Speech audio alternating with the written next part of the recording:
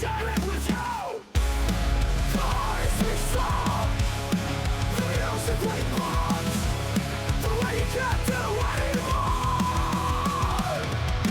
Music from the 70s onwards, so crank it up, let's set the tone. It's modern music, it's the life we own. Take it away from me.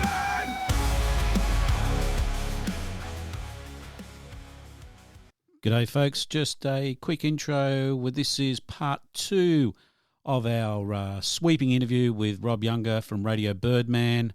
Such an insightful guy and some great insights into the music industry, life, universe, everything.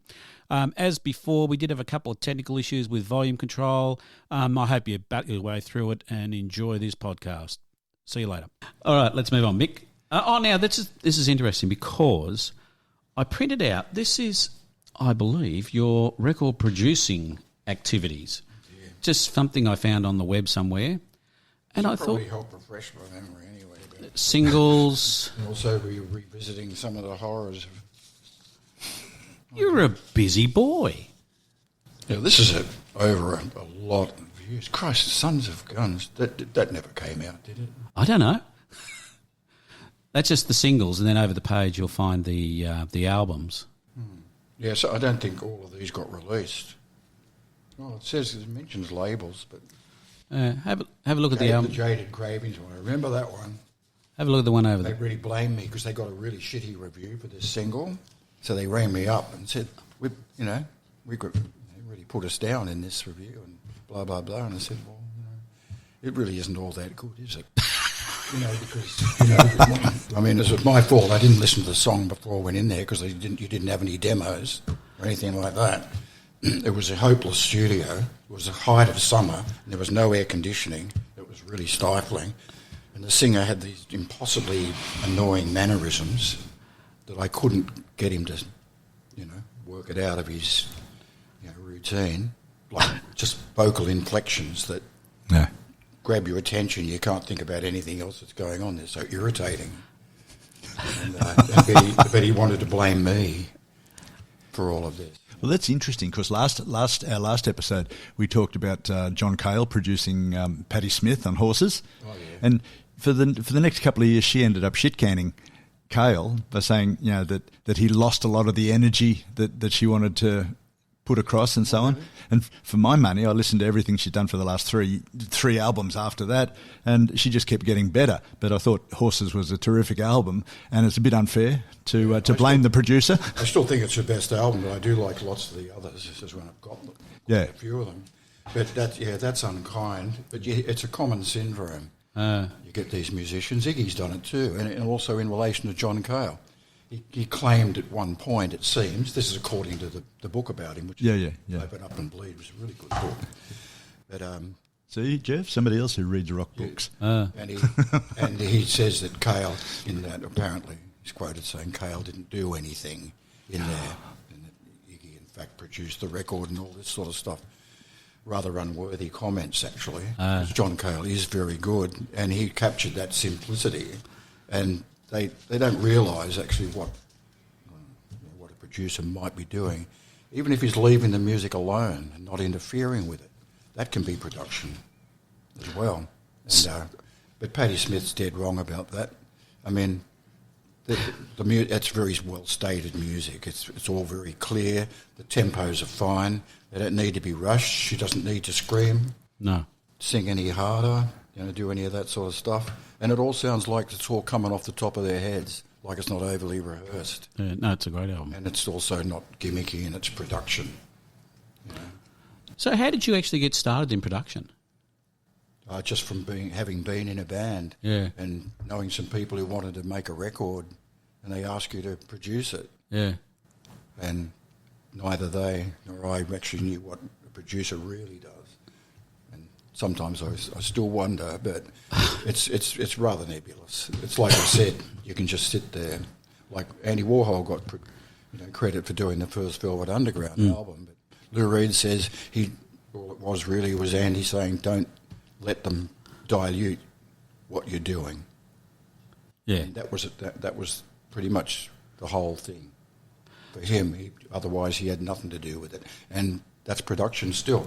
Otherwise, you can, on the other hand, at the other extreme, you can pull the songs apart, rearrange the structure of it, all that sort of business. Double choruses, rip stuff out, put in stops, change, vary the instrumentation.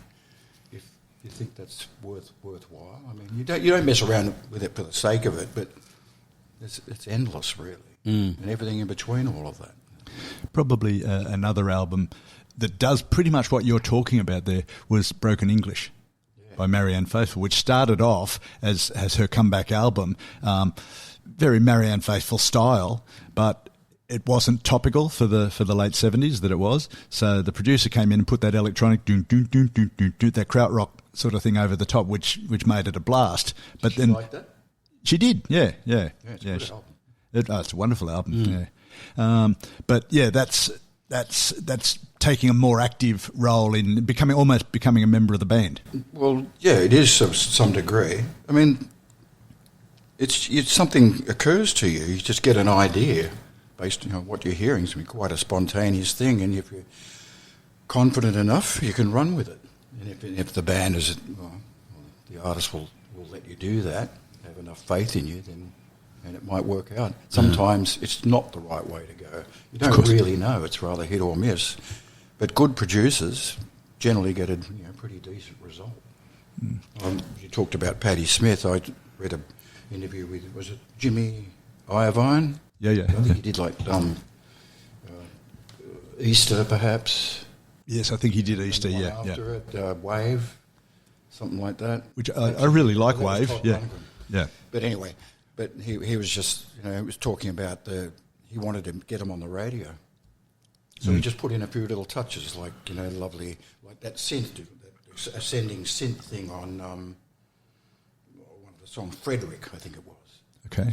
That sort of thing. Like, it's not a thing that they would have ever done live, but they inserted it there, and it just brings out some sort of magical coloration that really sets the scene. Yeah. It's beautiful. I can hear a lot of bands going, no fucking way that's going on the record. Yeah. Because it didn't sound like the group, but I could understand why he did it, and it did get on the radio. Yeah. It wasn't that song, it was something else, like Dancing Barefoot, but I think it was that one. Yeah. She was actively against any strings on horses, and Cale had used strings through the first half of the 70s extremely well, with stuff. And then you listen to Wave, and it's got that not necessarily a string orchestra or anything, but that feel of strings through a lot of the songs on it. Yeah, well, it might be Todd Rundgren, I'm not sure about on that one. But whoever, I mean, it's just whatever works, whatever sounds good. And there are no hard and fast rules about it, Most of the stuff I've done, we couldn't afford a string section or something unless they had mates, But a lot of bands go, we've got friends that are a horn section. We want them to play on a couple of songs, and that can be good. Although in my experience, they often don't rehearse well enough. Yeah. And then you go in and they spend hours putting the bloody part together, and you only got 2 days to do the whole record anyway. But that's another story. I was listening to The Plunderers that you produced, which I didn't know The Plunderers per se, but I was listening to, what was the name of the album? Banana Smoothie. Banana Smoothie. It's a great album. I really enjoyed it. That's a mini album, I think, or something, isn't it? The Plunderers are really talented. It's a really good album. No, there's 14 songs on it. Oh, is there? Yes. You did it. Congratulations. Well, I didn't do that record. Didn't you? It says you did. I did some of it. Oh, right. Oh, you did some. I think it's compiled stuff. Must have done the good bits. Yeah, that's right. Yeah, I think the bits... Best not dig that. The best bits you did, I'm pretty sure. Yeah, well, let me see. I don't remember. But, I did some singles and an EP and all that. They're really good songwriters. They had a couple of great songwriters, great vocalists, and weren't scared to try anything. They're doing things like covers of Grooves in the Heart, along with real amped up acid rock and God knows what. They're really... And I even heard a little taste. Bit of orchestral sort of sound in there as well in one of their songs. You've got to be careful with that orchestra, mate. Well, I've got records that got orchestration on there. They're rock bands that used orchestration. Yeah. What about the Manic Street Preachers album, Everything Must Go? I've heard it, but I'm not conversant in it. Greatest albums ever made. There we go. We have to put that on the list. It's incredible. Yeah. Oh yeah. Well, I did enjoy the Plunderers, and Died Pretty I also enjoyed. Died Pretty. Oh, they're great. Yeah. Now you did you do all of those? There's 2 albums on that list that says that you produced. Did you produce the whole album? There's good. I did a couple of singles and an EP, and then 2 albums. Yeah. And then for the 3rd album, they went to LA, did it with a guy named Jeff Eyrich, Eyrich. He did the Gun Club's 3rd album, Las Vegas story. Right. And he didn't like keyboards, apparently. Ah. So Didn't like keyboards, and he was producing Died Pretty. Yeah, and well, that's what I was. Yes, yeah, exactly. That's what Brett told me, and so they de-emphasised and all of that on that record, and then they came back here and did the one with DC and all that. Doughboy Hollow. Yeah. It was a great album. Great album. They had the English producer Hugh Jones, who worked with Echo and the Bunnymen and various groups. Yep. Fantastic. I mean, he on another level to someone like me, really. Yeah, it's a very good album. I must admit, Sold is what I was listening to the other day, which I enjoyed immensely. It's a great album. But they were a great band. They have fantastic songs. Yeah. And really a varied repertoire as well that worked live as well. They could take it right down to almost nothing, but they could be cacophonous, symphonic, really. Did you have a budget for those albums? A reasonable budget? I don't know what was reasonable, but we were doing those first couple of albums probably would have taken about, to record and mix, would have taken about maybe 10 days tops. Oh, is that all?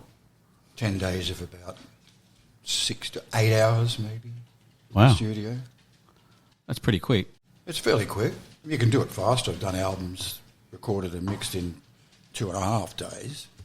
But that's not me just being efficient or brutalising the band. I mean, that's the time that all they could afford, and the engineer has got a lot to do with it. I'm not the engineer.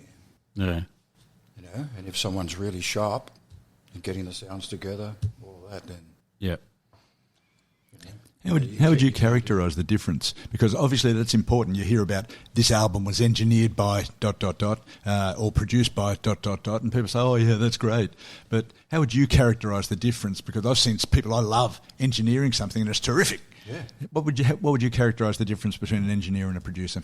Well, they overlap to some degree, but it depends. And often, of course, there are engineers that don't want a producer there, and they're very precious about keeping them away from it, for better or worse. Okay. Some of them are very good and they do produce, but sometimes they're just hired as the engineer. But they're loath necessary to allow someone else to direct proceedings. That can happen. It's not necessarily all that common, but the producer isn't really that hands-on, with the setting up the EQs of the instruments Sure. and the miking. I mean, all that's really important. A good engineer is vital. And that they can work pretty quickly really helps, because the session shouldn't get stale from, being laborious or any of that. But you can't have the engineer and the producer in conflict. Yeah, right. As well. And of course the band, sometimes the main writer in the band has a really strong opinion about how things should be, and they can be quite resistant. Some bands are really, really quite open to any idea. But when bands do their first recordings, generally, you can see it all the way through music history, they're pretty basic. They don't go for it.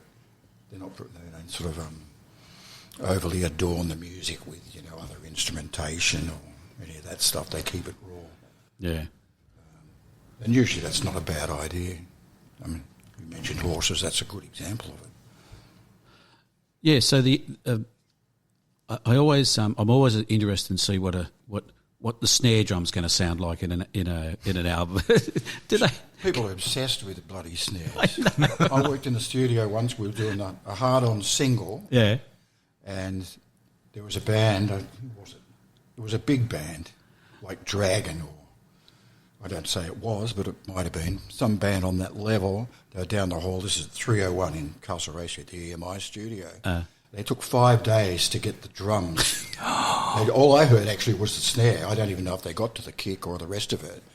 We did the record and mixed it, and we were out of there, and I had to go back and to the mastering and get it cut quite quickly, and I was still working on the same shit at the end of the week.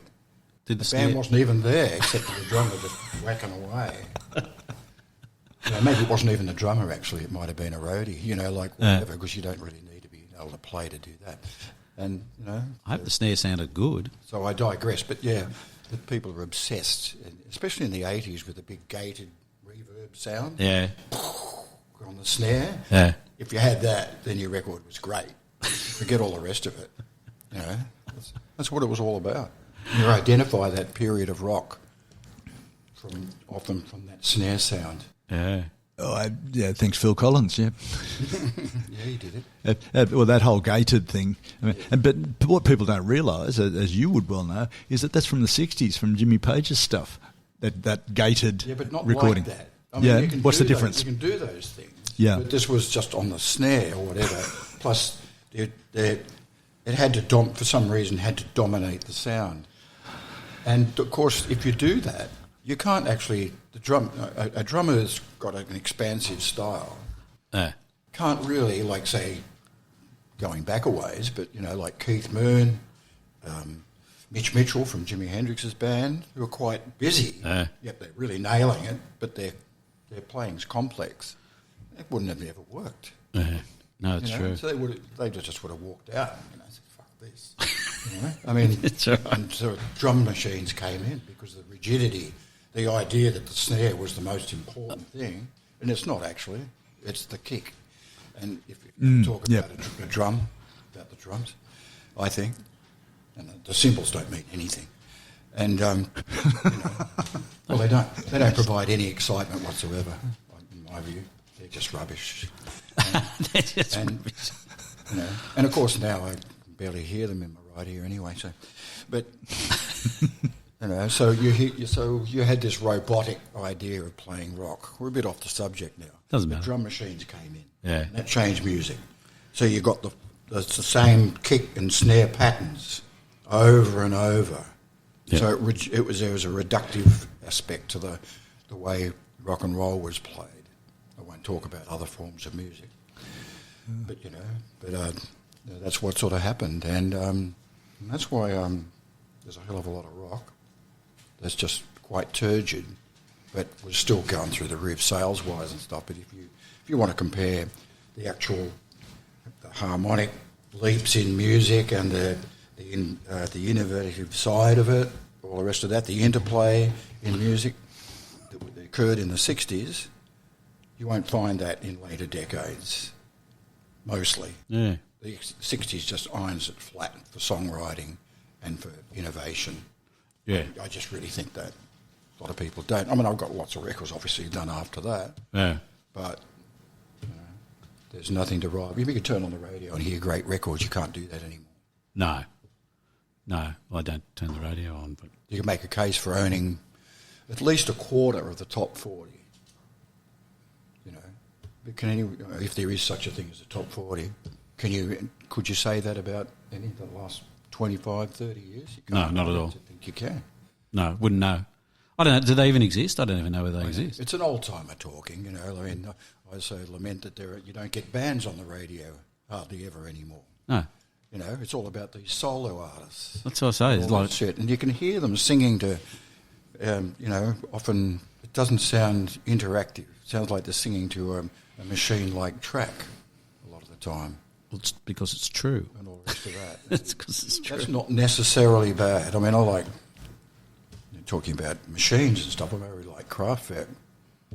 Yeah.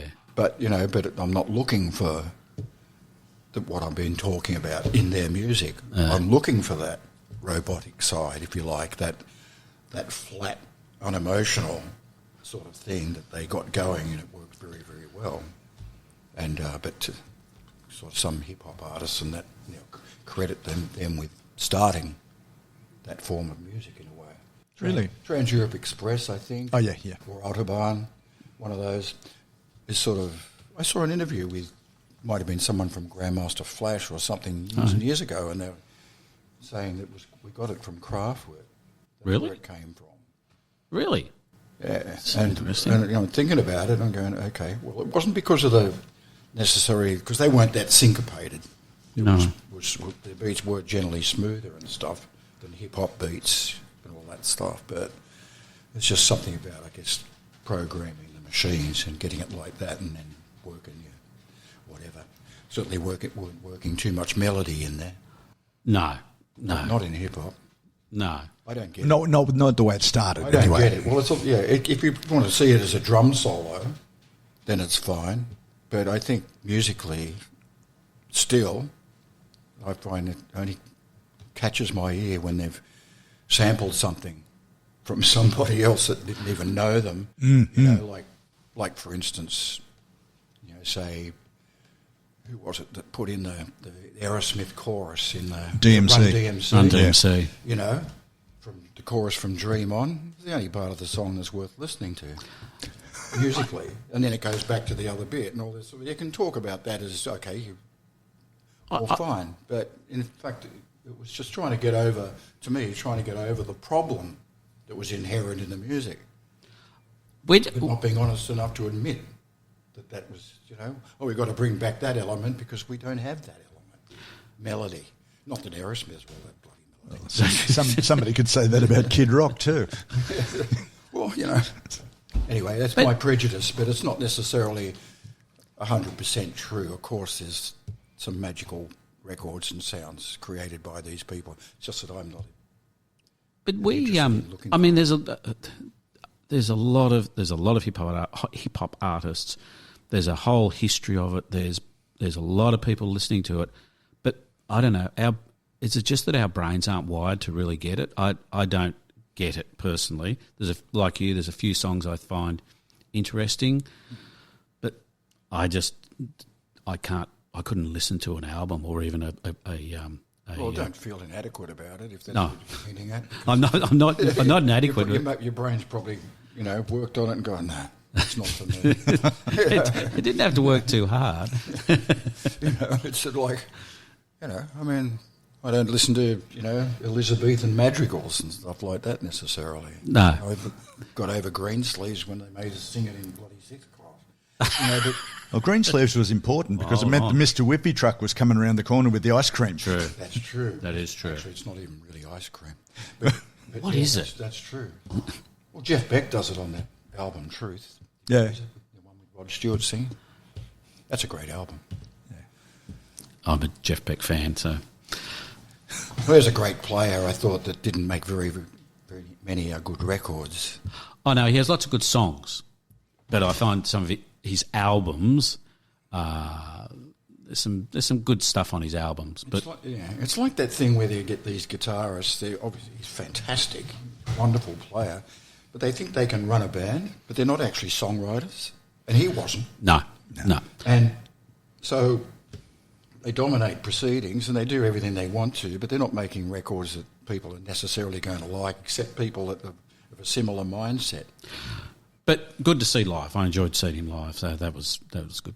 But yeah, no, I'm sorry. I'm not a big fan of listening to an entire guitar album. It's just gets to be a bit hard work towards. There must be exceptions, but I don't know what they are. But yeah, you say Frank Zappa just before? Did you mention him? I didn't, but but you can certainly mention him. An example of someone that wanked his head off after a while, and everyone just kept buying it and buying it and buying it for years, and giving fantastic musicians 2 chords to play while he just tugged away on the bloody guitar. I mean, he did make some great records early on, I thought, but after a while, I thought, what is this shit? Is that my... No, it's not. I'm the same. I'm the same. But it doesn't matter because everyone's got something about... But don't you... You almost feel like you have to be apologise for not liking Frank Zappa, I feel, because he's sort of so... Don't. No, I'm not. But I mean, he's sort of so I don't know, admired. And I've never really liked it that much. I like a couple of his songs and a couple of bits and pieces. Where do you begin with him, though? I don't know. I want a lovely little Jewish princess with Titanic tits and sandblasted zits. That's the one I remember. Yeah. What about the Mothers of Invention, though? Yeah. I mean, that's 67, 66, I think. 66, is it? Yeah. Billy Was a Mountain. That was which hasn't got terribly much Zappa playing on it. It's a great song, but it's not a showcase of Frank Zappa's guitar playing. Well, maybe you don't want that to be showcased. Yes, I mean, the early Mothers records aren't showcases for that. Yeah. I remember looking. I can't remember what the magazine was. Something like Music Maker or no, it was a guitar player. It was a guitar player, and they had right at the back. They had sort of like they used to have like a bit of music written by a famous guitar player. So they had this bit from Frank Zappa, and I think the key was something like 7/9 or something bizarre like that. I just look at and there's just these time signature. Yeah, it was bizarre. This bizarre time signature with these notes going. It sounds, and if you don't like it, but of course, some time signatures can kind of throw you. Yeah, but it looked like a total wank to me. You grow up listening to the most common one, like 4/4. Yeah, sure. And all the rest of that, and 2/4 and 8/4 and shit. When you start breaking up the bars and they're shifting erratically, still maybe in a pattern, but nonetheless, rather erratically. I mean, you might not be trained for that, but I don't know. Most of the stuff I've liked would never enter that realm anyway. No, pop and rock music mostly. Yeah. And I really prefer to have a good tune. No, without doubt. So that's not one thing, I mean, to me, that's one thing. To another person, maybe another thing. But there's a lot of energy as well involved in a beautiful sequence of notes. I think the best part about Frank Zappa was when he came to Australia and played with Norman Gunston, and Norman did the theme from the ABC tune while he was playing. Yeah, well, that was that was good. Yeah, it was funny. Well, Frank Zappa obviously enjoyed the perversity of the idea as well. Because I think he went and did a couple of concerts with him. Or a couple of songs in a couple of concerts around. Despite the fact that his whole shtick was taking the piss, he was a bloody good harp player. Is he? Yeah. I don't know if he really was. He was ever good or not. But He really was. I remember seeing it, but I don't remember. It was like, I thought he sounded, he's a harmonica player, sounded more like a kazoo or something. He was a very good kazoo player too. But if you go back to the old credit where it's due, the old Auntie Jack days, there used to be musical items on that show where he used to play the harp. Oh, did he? And he used to I play never very watched well. it much. I saw a couple. But Yeah. For some reason, It I don't was know why. Must have been doing something else. yeah, you're breathing or something. I don't know. Yeah. It was. Talking about these sort of great, if somewhat erratic guitar players and musicians who are really talented, how do you see the difference? Live shows are often seen as the opportunity for an artist to stretch out, right, and do things. How do you see the balance between having a song, like you've mentioned to me in conversation, Johnny Marr's live version of How Soon Is Now that you've heard, which I've only heard it twice. Well, that's fine. I loved it. Yeah, I know. It was a great song, and he's playing on the original. He probably wrote the music. Yeah. I saw Morrissey So, last year. All he's got to do is provide a halfway decent vocal, and you've got a good record. I agree, but Morrissey almost disrespected How Soon Is Now. His guitarist, I don't know whether he couldn't get over what Marr had played or whether Morrissey didn't want to bring too many echoes of Johnny Marr into the concert, but he sort of skated over the guitar, which is almost iconic. Yeah. What do you see about have you got any thoughts on the balance between taking something to make it a live experience versus the recorded work? My own preference, actually, with my bands I've been in, actually, is to play the arrangement like on the record, pretty much. But within those songs is sometimes a bit of freedom to change what's within the structure, but not necessarily expand it. I have done that on some occasions. My band New Christ got a couple of songs where you can do that, but we don't go overboard with it. But it's bands like, there's a lot of I first went off that concept with the bands like Led Zeppelin and a few of the blues rock bands that used to be fairly concise on record, but think the live thing, well, we're going to be out there for a couple of hours, we'll play Dazed and Confused for 15 minutes rather than bloody the 5 minutes or so that used on the record. Did somebody say Richie Blackmore? Yeah, I saw them. Saw Deep Purple too. Well, I don't know if they extended things so much, but I didn't really enjoy it that much anyway. But I don't like that style of vocalising. Yeah. But yeah, I get bored with it. Mm-hmm. And in the case of Led Zeppelin, actually walked out at the showground gig because John Bonham's playing that shitty solo in Moby Dick with his hands. And I just went, I'm out of here. You know, it was just ridiculous. You know, like I just lose it. If you lose sense of the song. Another band I really have liked over the years is Cream. Mm-hmm. In the studio, the live stuff, it's tuneless. They just jam. Yeah. They mess around with the structure of the song so much, so you just forget what you're bloody listening to. You know, yet they're great players, but I don't want to hear them do that. Yeah. You know, so it's just a personal taste thing, but I don't care for musicians wanking on like that. They just don't hold my interest. There must be some that would, but I know mostly it's for guitar players. They just love to hear all the little twiddly licks and shit, and I couldn't give a stuff about it. And then you compare that to someone like Peter Buck, who abhors solos. Yeah, he doesn't. Peter Buck, for those who don't know, REM's guitarist. Yeah, well, he's a good player and obviously writes some good music. Yeah, that's right. He's probably the antithesis of that wanking style. You know? I mean, there's plenty of great players, but they really overstay their welcome at times. Yeah. You know, they think they're just up there. People, well, in fact, they're probably right. People go along to hear them do that. Yeah. But I'm not one of them. That's all I'm really saying. Yes, it's got to be judicious about how they do it. Judicious is the word, that's for sure. Well, once you bring the violin bow out onto the guitar, you know it's time to go. Well, I don't know. He did it live with the Yardbirds too. But I think he did. He did it in Led Zeppelin, surely. But he got it off another guy. Is that right? Yeah, it was the guy, his last name was Barclay.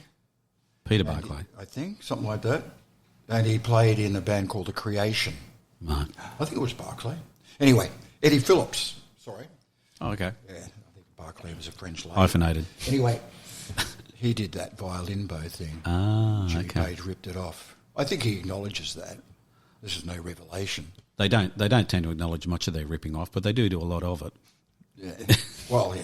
Well, there's nothing wrong with doing that. It's showy, and it might sound rather good. It looks good, too. Yeah. I mean, did he saw away on the 12-string part of the double neck, or did he just do it on this 6-string? Six, I'm pretty sure. I think it's just the Les Paul. Yeah. I don't think he's on the... Might have had to have 2 bows or something. Working his ass off to get... Go, Jimmy, go. Yeah, that's right. What a great player, though. I really like his playing. Oh, yeah. You know, he's great. It's I've got a friend who's a guitarist, just a local guitarist, and we were just having one of those shoot the shit sessions, and he says, "Who do you think's the best guitarist in the history of the rock music?" I said, "What, you mean aside from Jimmy Page?" Yeah, I know. I don't share that view, but I can't even think. That's of fine. like the best, but. Yeah, there's very few who don't rate him in the top 5. Yeah.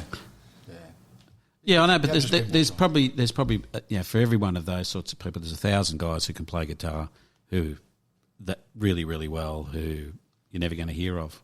Sure.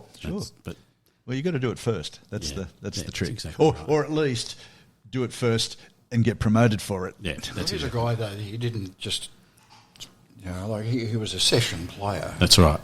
As was John Paul Jones. Yeah. He knew every inch of a guitar. And he looks like he was born with a guitar in his hand. He really looks great with a guitar in his hand. He was cool. And he, he's really quite accomplished. He joined when he was in the Yardbirds in their latter days. It just sounded fantastic. In fact, he and Jeff Beck made it. Yeah, that's right. But two together. But I mean, he looks great on stage. He looks when he's got that Les Paul hanging down around his ankles. Yeah. It looks great. Yeah. I don't know how he can play it, but it looks great. Yeah, he is a dude. Page. Oh, look, you know my view on Jimmy Page. Yeah, despite all the rip-offs and everything he's stolen, he's even been judicious in what he's stolen. He's stolen really good stuff. Yeah, well, they've stolen good stuff, but they often didn't credit it. No, that's necessarily. Right. They're a bit or so were the Stones. There's a fine line when you're a blues rock band and where you're taking your licks from, and especially in terms of your lyrics. In Led Zeppelin, that's the area actually where they leave me a bit, all that sort of stuff. I kind of like the music, but not quite so much it's not they don't play music that's really about your life. Yeah. It is a lot of blues cliches and shit. And I mean, it's easy not to worry about that. But sometimes, I like to think that, that there's something about your life experience or something more you can relate to than a woman leaving you, and therefore I've got to ramble. That's one of Robert Plant's favourite things. If he's having a hard time with a woman, he's got to ramble.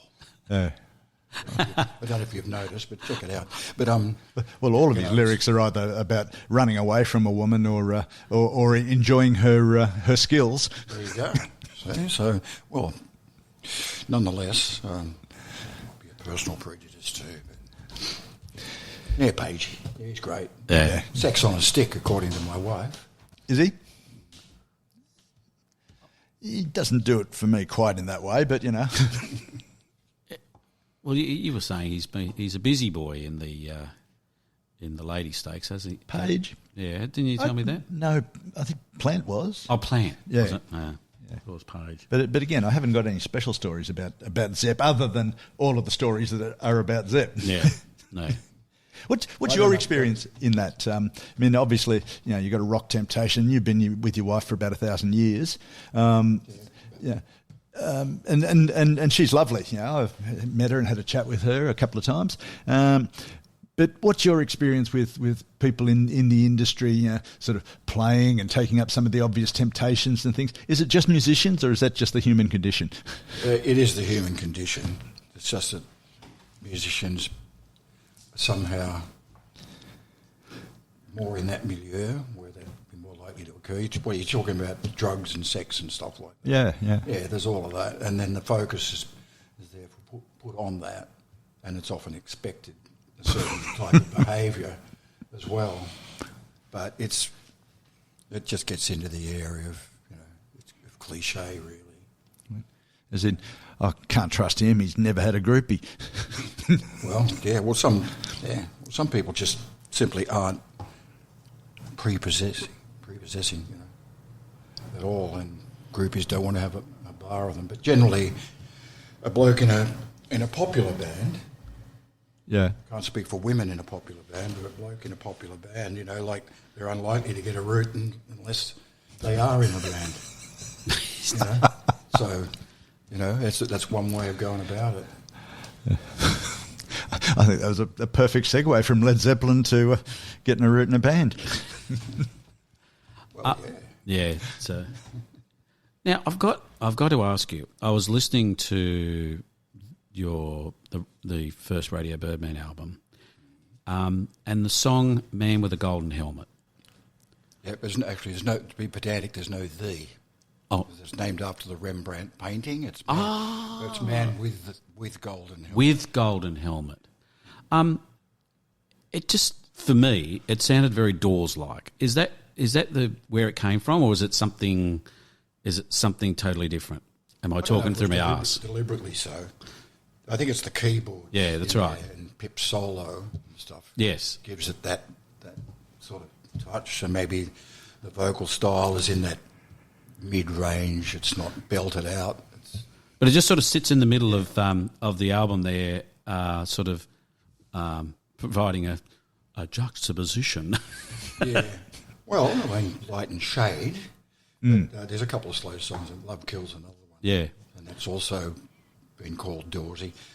Dennis wrote that with a schoolmate of his who had the phrase "man with golden helmet drinks water from a faucet." I think this guy, Steve Campbell, his name was. Dennis was 14, and so he wrote the song then.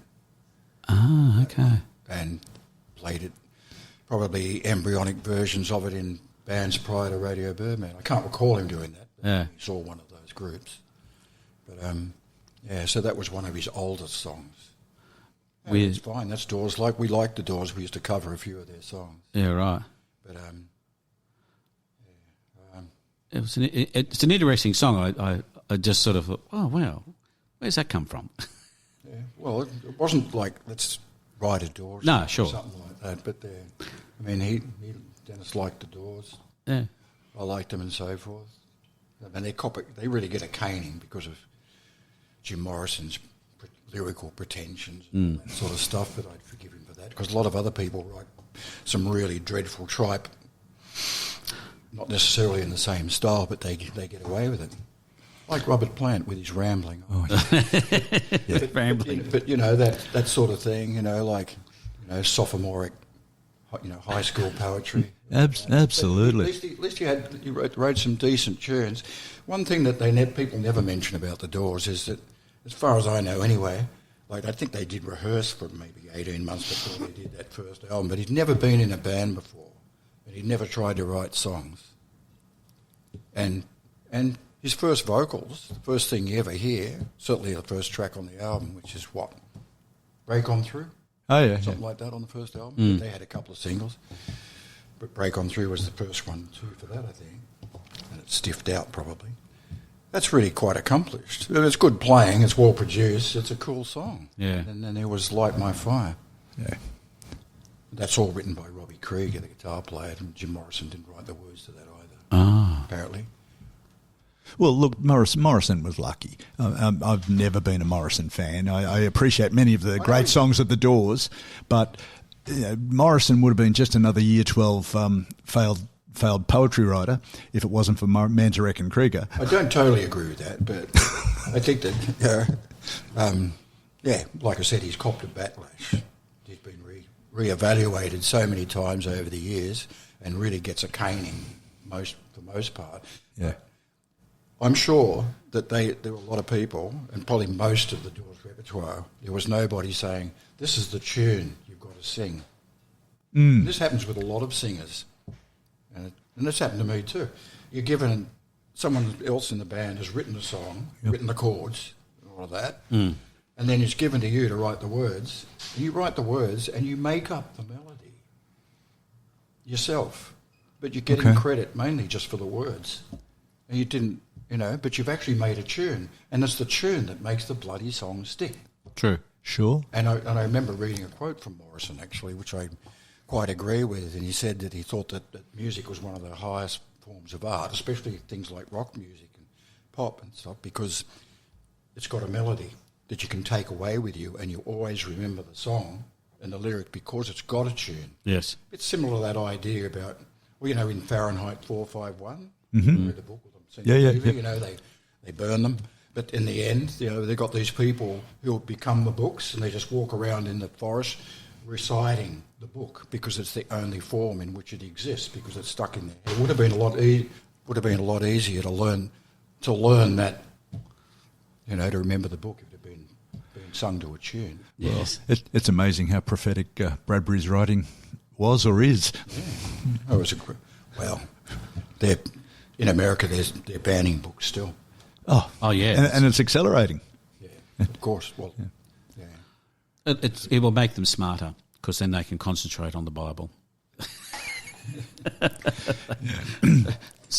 Anyway, so with Jim Morrison, it's complex, but overall I like it. Yeah, and Morrison's a very divisive sort of person. Yeah. Has been. Well, imagine what a side he would have been hanging around. He's pissed all the time. Oh, yeah. I mean, drunks are a pain in the arse, you know?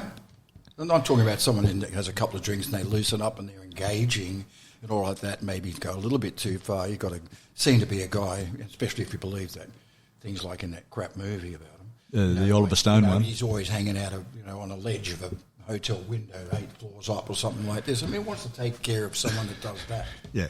Let him go. Yeah, exactly. You know, but you know, I mean, I liked them. I liked them when I was from the age of about 17, and I still got. I've got all their records except the ones that they made after he died.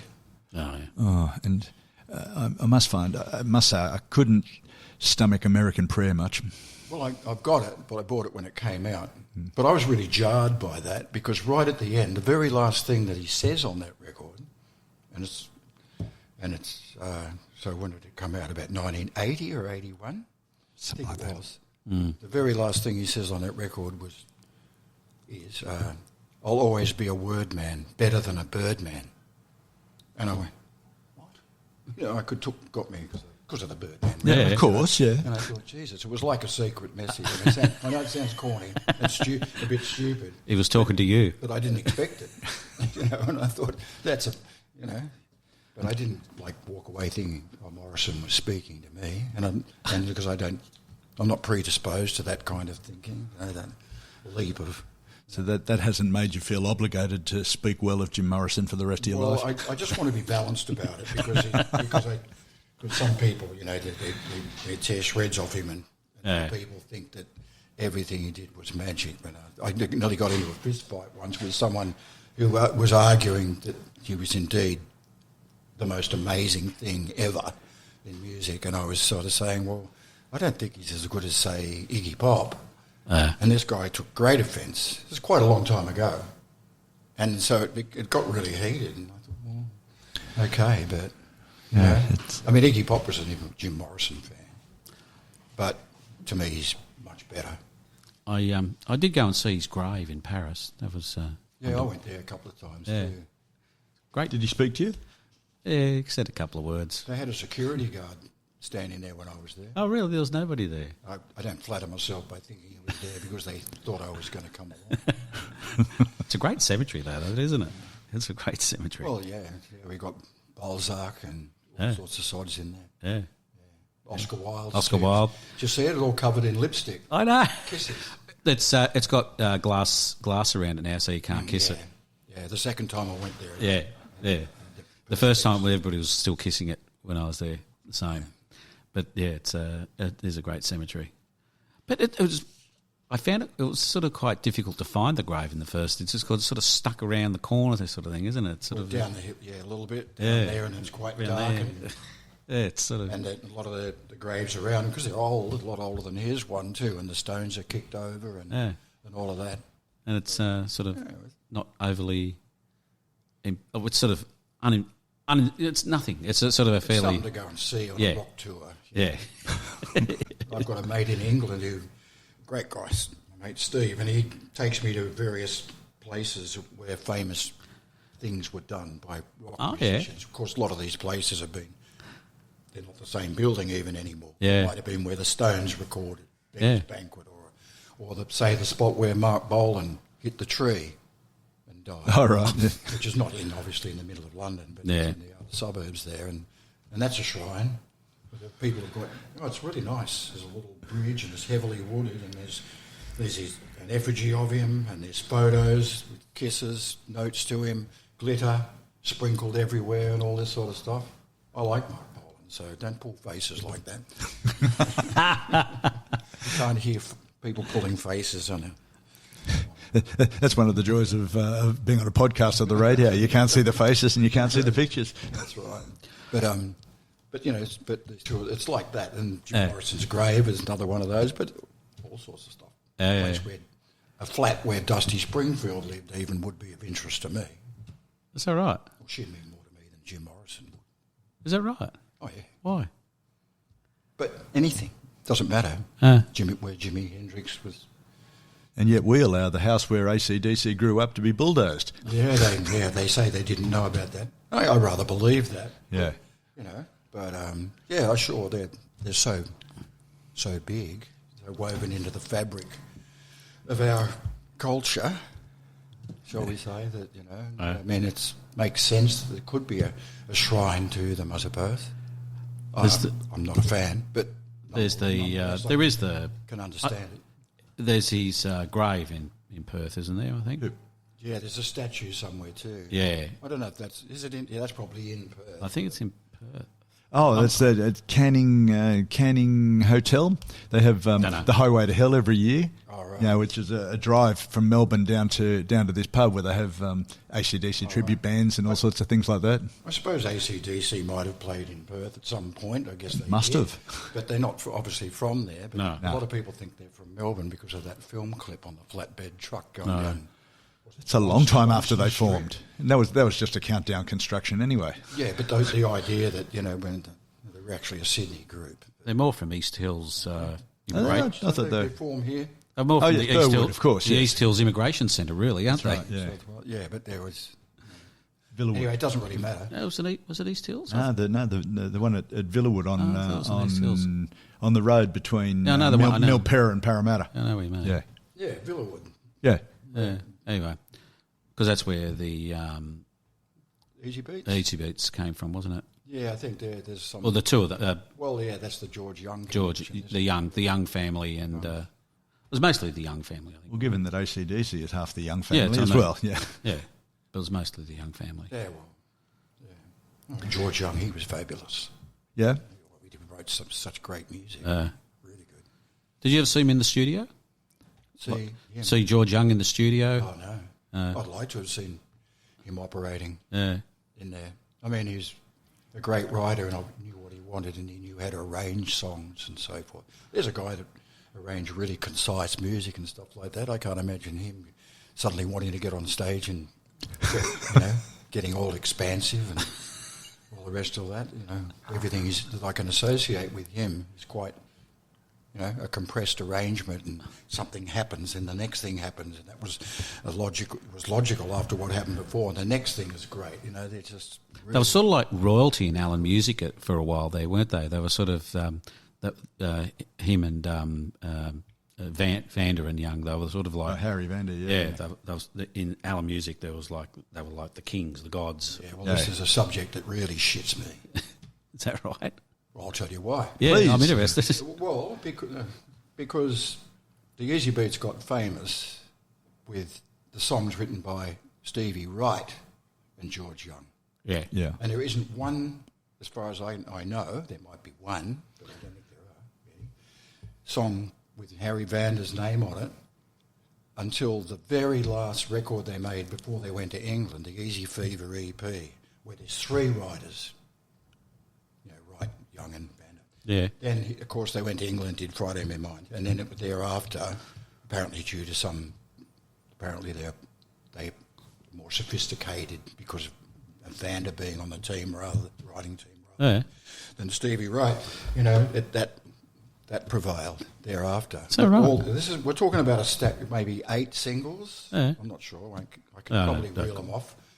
And all Stevie Wright and George Young. Yet whoever talks about Stevie Wright as a songwriter, no fucking body. No. It's a disgrace. A real disgrace. I mean, we're talking about the ones they play on the radio anyway, apart from Friday in My Mind. Sure. Wedding Ring, Sorry, For My Woman, She's So Fine. Yeah. Sad and Lonely and Blue. Fuck. The B-sides are better than what most people can do on A-sides. They had album tracks that would have been hit singles, but they couldn't put them all on singles.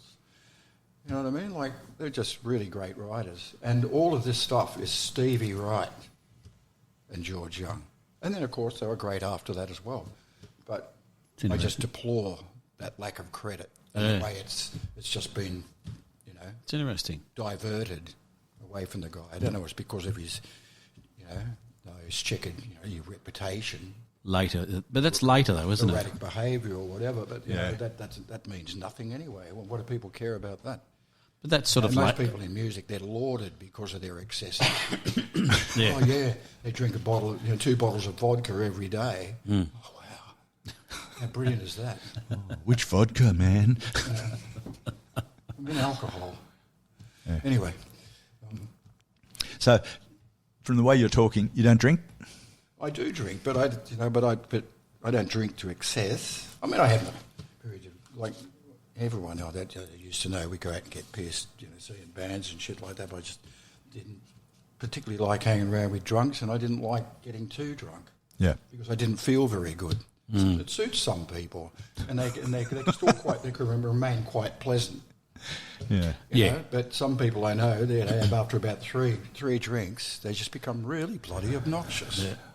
Well, I think I probably do too. Yeah, but, you can't help yourself, yeah. Yeah, and you notice it. You're going, I'm talking loud now, but I can't stop it. But it's just a personal thing. I don't think, and alcohol actually doesn't do much for your playing, and it certainly doesn't work in a studio context very well. You don't listen well when you're pissed.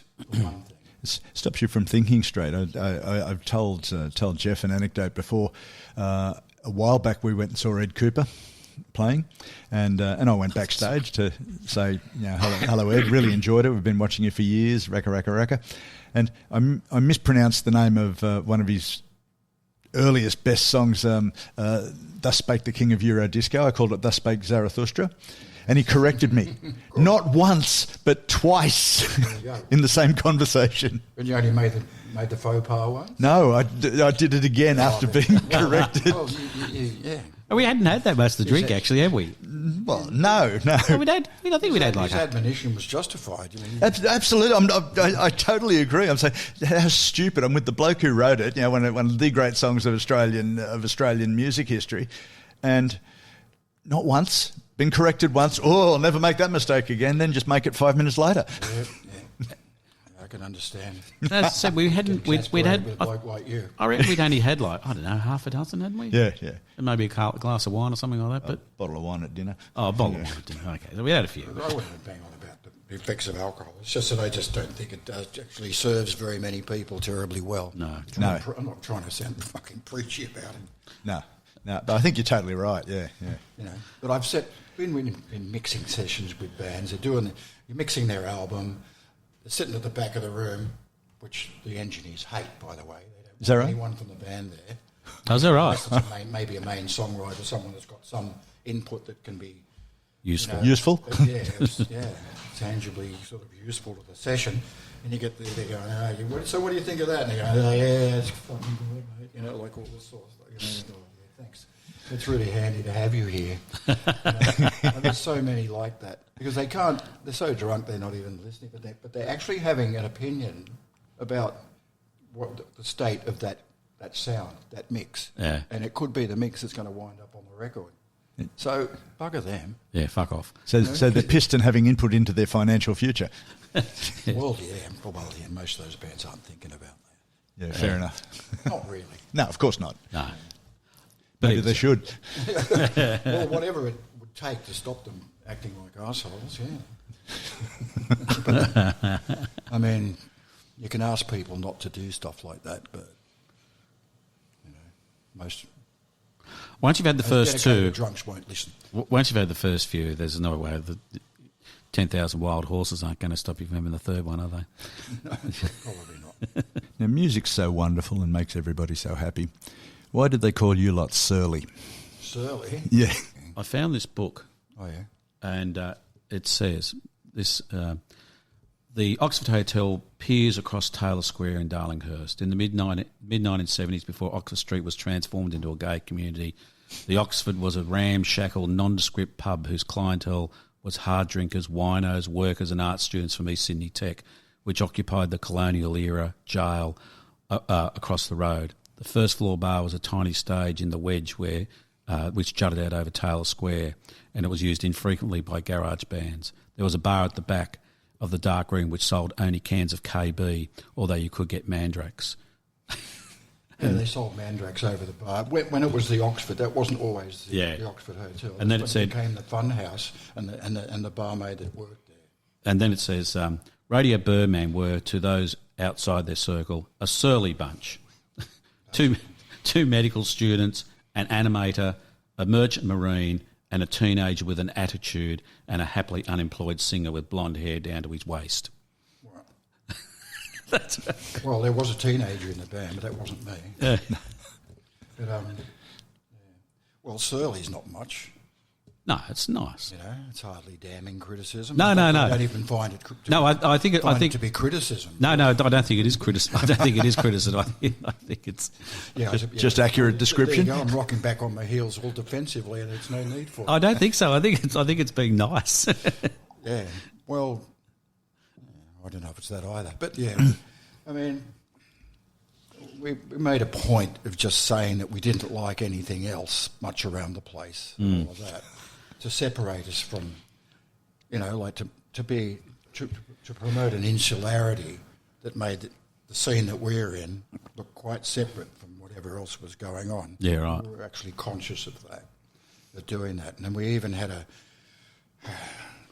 it sounds shitty now, but we had a manifesto that we put on a leaflet or something about, or in an ad for bands and stuff, and advertising the Funhouse, and it had like dress restrictions. Don't wear this and don't wear that, and if you're into Led Zeppelin and Black Sabbath or something, don't bother. This type of stuff. Now, Excellent. Now there was some, within that, it was really just to say, whatever's really popular at the moment is just not what we're into. Yeah. So you take it with a grain of salt, but it's been thrown back at us because of all that sort of thing. In fact, I think I wrote it. I don't think anyone else even saw it before it was put out. So it's kind of stupid, but it does reflect the idea that we wanted a scene that was unto ourselves, and we ran the Funhouse. Our manager George and myself, we booked the bands that played there when we couldn't play there. If we had a gig out of town, we had to. It was only open on Friday and Saturday. Yeah. I think for bands, and we'd have to hire a band to take our place. So we tried to get a band in there that we thought were decent. Yeah, right. And all of that, but it wasn't always possible. Which was a So shame. who would you have thought was appropriate to go in there and sub for you? Well, there were bands around the place that no one really knew about outside of it. Like more than 100 metres away from them. Yeah. But there were exceptions. There was Ivor Davies' band Flowers. Yeah. Oh, yeah. Well, I didn't get to see them on this night, but they played there, and it was early on for them, and they were playing stuff like T-Rex, David Bowie, Yeah, right. things like that. And apparently they were really good, really good. And I liked them anyway. I liked those first two singles they put out. I Can't Help Myself. And I saw them at Checkers. they're really good. Yeah. They're really good. And so that they were okay. And there were some other bands that pretty crap. There was a band called the Hellcats who were friends, and the singer was Ronnie Pino. Ah, okay. And they just played covers. I don't think they had any original songs. Wow. Nor did my first band. But you got to start somewhere. Yeah. And they're playing, 60s garage, so what they call now garage punk, Shadows of Night and stuff like that. And I think they did something by The Damned off their first album. Yeah, Born to Kill, that's right. And just things like that. They were really good. Yeah. All that. And they went down okay. They played a few times. Psychosurgeons became the Lipstick Killers. Yep. Okay. And they were really good. Had some great songs that they actually wrote. So that was all right. Time for a bit of blow and smoke. Well, not really blow and smoke, but one of the things, Radio Birdman is sort of categorised, and almost everything you read says punk, punk, punk, right? And yeah, I can see a bit of that, and I certainly can see the musical lineage from Iggy Pop, straight through to the stuff that you guys liked. In many of the songs, however, what I find is, I see there's this sort of two blocks against each other. There's punk, and then there's the musicality of Radio Birdman. You guys were all very talented, and we've remarked on it in looking at this now. The Doors influence, the guitar work. I can't imagine other bands that are cited as influences on you. The Pistols, the Ramones, that sort of thing. We predate the. Of course, but I can't see them ripping out a solo like half of the songs that you've got on Radio's Appear. Yeah, but it doesn't matter. But I mean, when we started, punk hadn't been coined. Sure. Right? I mean, there was a reference to the word in fairly frequently in an American magazine called Cream. Yeah. It was usually in relation to 60s bands in America that didn't make it. Well, is that right? The aforementioned Shadows of Night, but the Seeds, all these bands and stuff, they've been documented and reissued on records like Pebbles and Nuggets over the years. Yeah, right. They're really good records, a lot of them, and all of that. And we're aware of some of that music. We liked all this sort of stuff. But like I said, the term punk wasn't around. We played what we did, and we used to say we're a rock and roll band. Yeah, sure. When punk came along as an official title, style of music. Yeah. It was, basically, it helped us because people saw it by the way we played and all of that. They just lumped us in with it. And it probably helped. Not that we were ever hugely popular, but it just helped us because they thought, punk band, punk's in, we'll go and see them. Yeah, and sure. No one went, you're not punks. But, but punk isn't any one thing. It's not really about hard and fast, furious, 3-chord stuff. at all. Yeah. Because look at the bands that get called punk. I mean, you've got the marvellous X-Ray Specs, and of course the Saints got called punk, but they didn't necessarily want to know, but that's what it sounds like, under the so-called definitions of what punk bands It was sound particularly like. scathing of but punk. Richard Hell, the Sex Pistols, none of these bands sound like each other, at all. The Clash don't sound anything like those bands. No, it's true. All of this sort of stuff. It wasn't any one thing. And Patti Smith was supposed to be punk too, And then, of course, because punk had these so-called punk exponents had to own up to what they were interested in, they had to refer to these, earlier bands. There was bands like Roxy Music and Mott the Hoople and all this, which I like. But, all sorts of bands like this, it all comes from somewhere. Yeah. And, of course, Iggy Pop, because of his general attitude, his behaviour, the style of music and that, was then dubbed the godfather of punk, which he's not necessarily loath to deny. I mean, it doesn't matter. It's a cool appellation, and it can only serve you well, probably. Yeah. And it's never pigeonholed him in any case. No. His music's quite eclectic as well. It's not just any one thing. So these definitions, they fall apart. They define certain periods, in rock or music, but they actually don't really apply to all the bands necessarily, and they don't describe any one musical style. And if you're a record maker or record label, it would be fine in that particular period to label as many bands as you can punk because it's the latest thing. So let's stick as many bands as we can under that label and make a bit more money out of it, hopefully. Yeah. Do you still get a royalty check every now and again? I get stuff from Abrahamkos. Yeah, right. A lot of people do. I get paper printouts of it. I can see my, the odd spin through Spotify and stuff like that, and you see the royalty against a particular song. Okay. 0.01 cent for a spin. Yeah. That's this. Yeah, I know. Yeah. That's how expansive their royalty setup is. That's how much they'll allow you.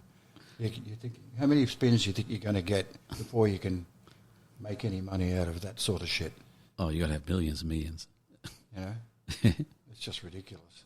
Well, there you go, ladies and gentlemen. If you want to make Rob Younger happy, get onto Spotify as soon as you finish this episode and just put Radio Birdman or The New Christs or anything else that Rob's done just on constant rotation for 24 hours for a whole week, and we'll see how that alters the check. Yeah, that'd be about $25 worth. Yeah, it would be.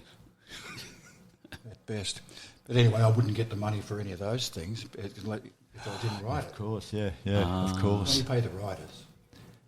Of course. So there's no performance rights go through the system? There are. There's deals that bands get. They get cut in and all the rest of that. And there's also a structure, an area where you can get paid for performing music. The royalties not worked out in the same way as songwriting royalties, administered by different people.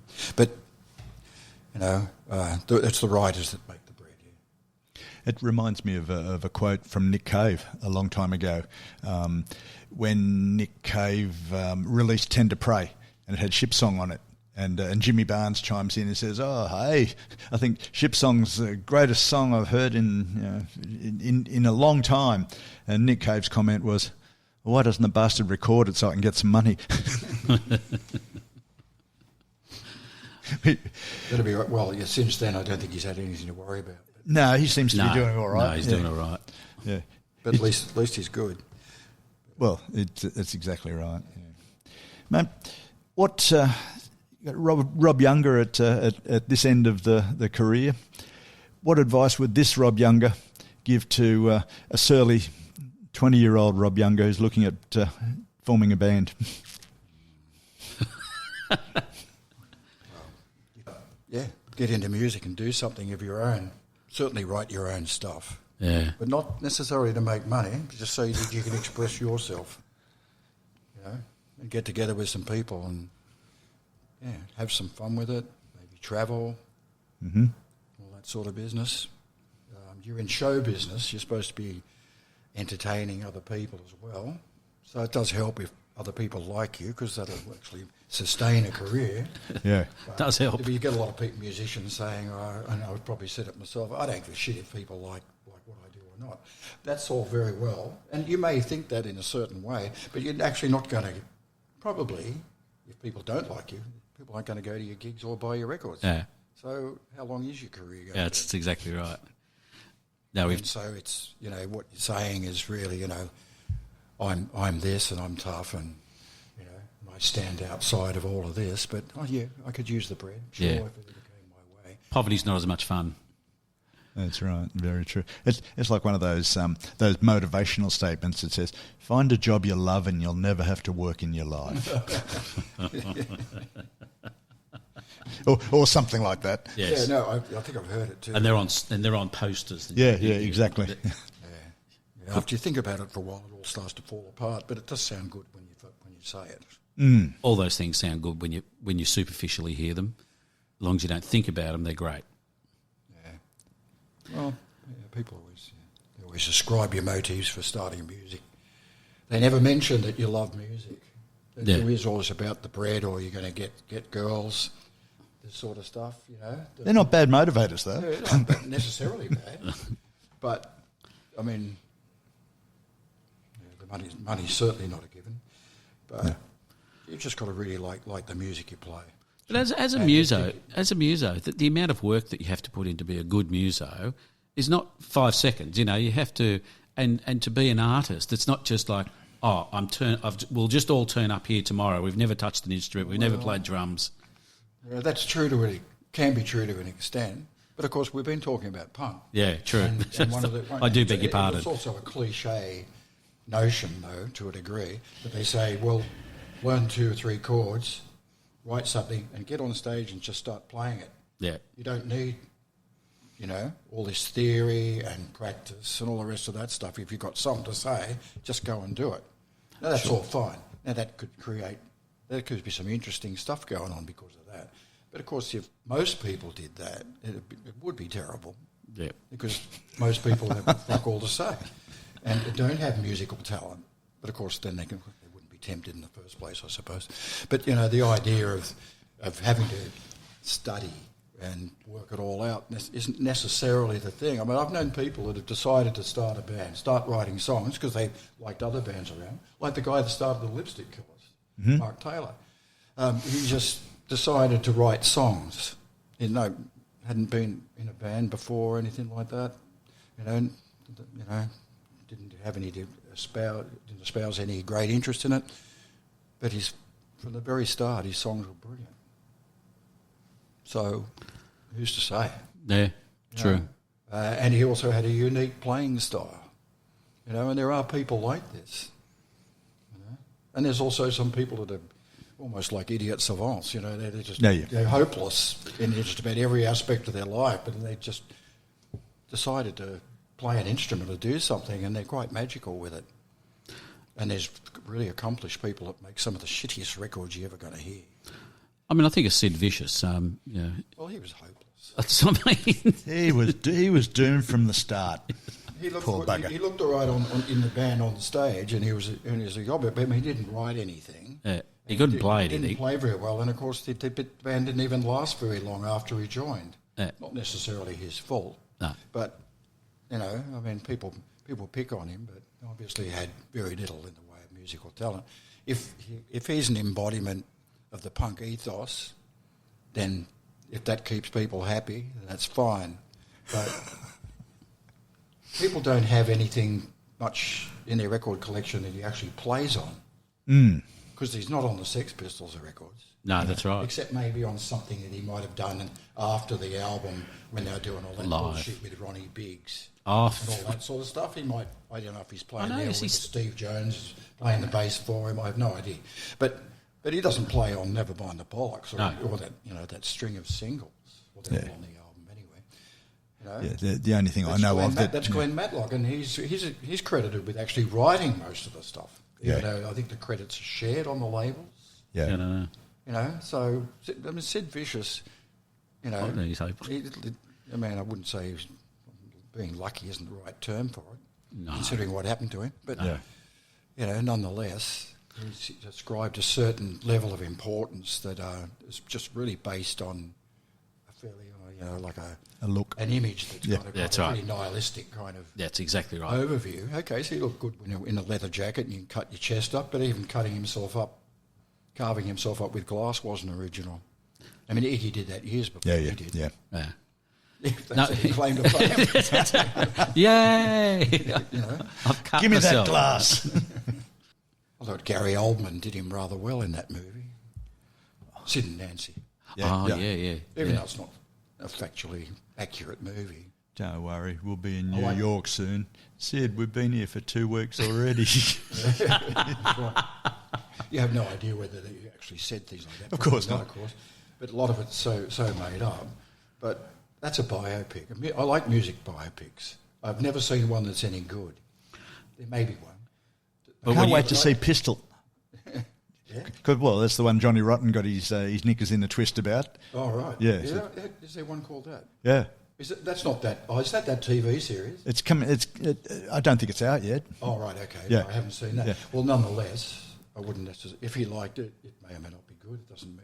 He doesn't like it. No. Doesn't mean it's going to be. But, No. but I can't think of a biopic that wasn't rubbish, but I still like nearly all of them.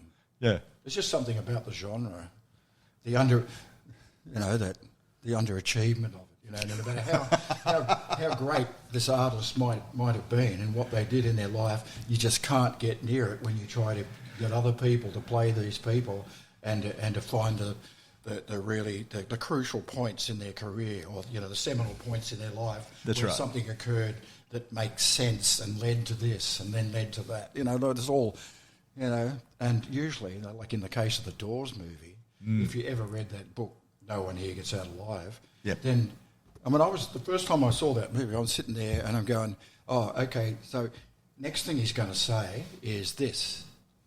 And I knew the exact thing he was going to say, because that's all it was just a rote recitation of the fucking book. Very lazy stuff. Yeah. And some of it was actually stuff I knew in 1970, before he died. I like Oliver Stone, but that's not his moment of glory, that one. About when Ray Manzarek met him on the beach and they started talking, and Jim was in film school, but I've written some lyrics, and I play music, I play piano, and he mentioned a couple of lines that he'd written supposedly, and suddenly it was the meeting of the minds, and great things therefore happened because of this. I mean, may or may not true, but I think most of it's apocryphal. I don't know.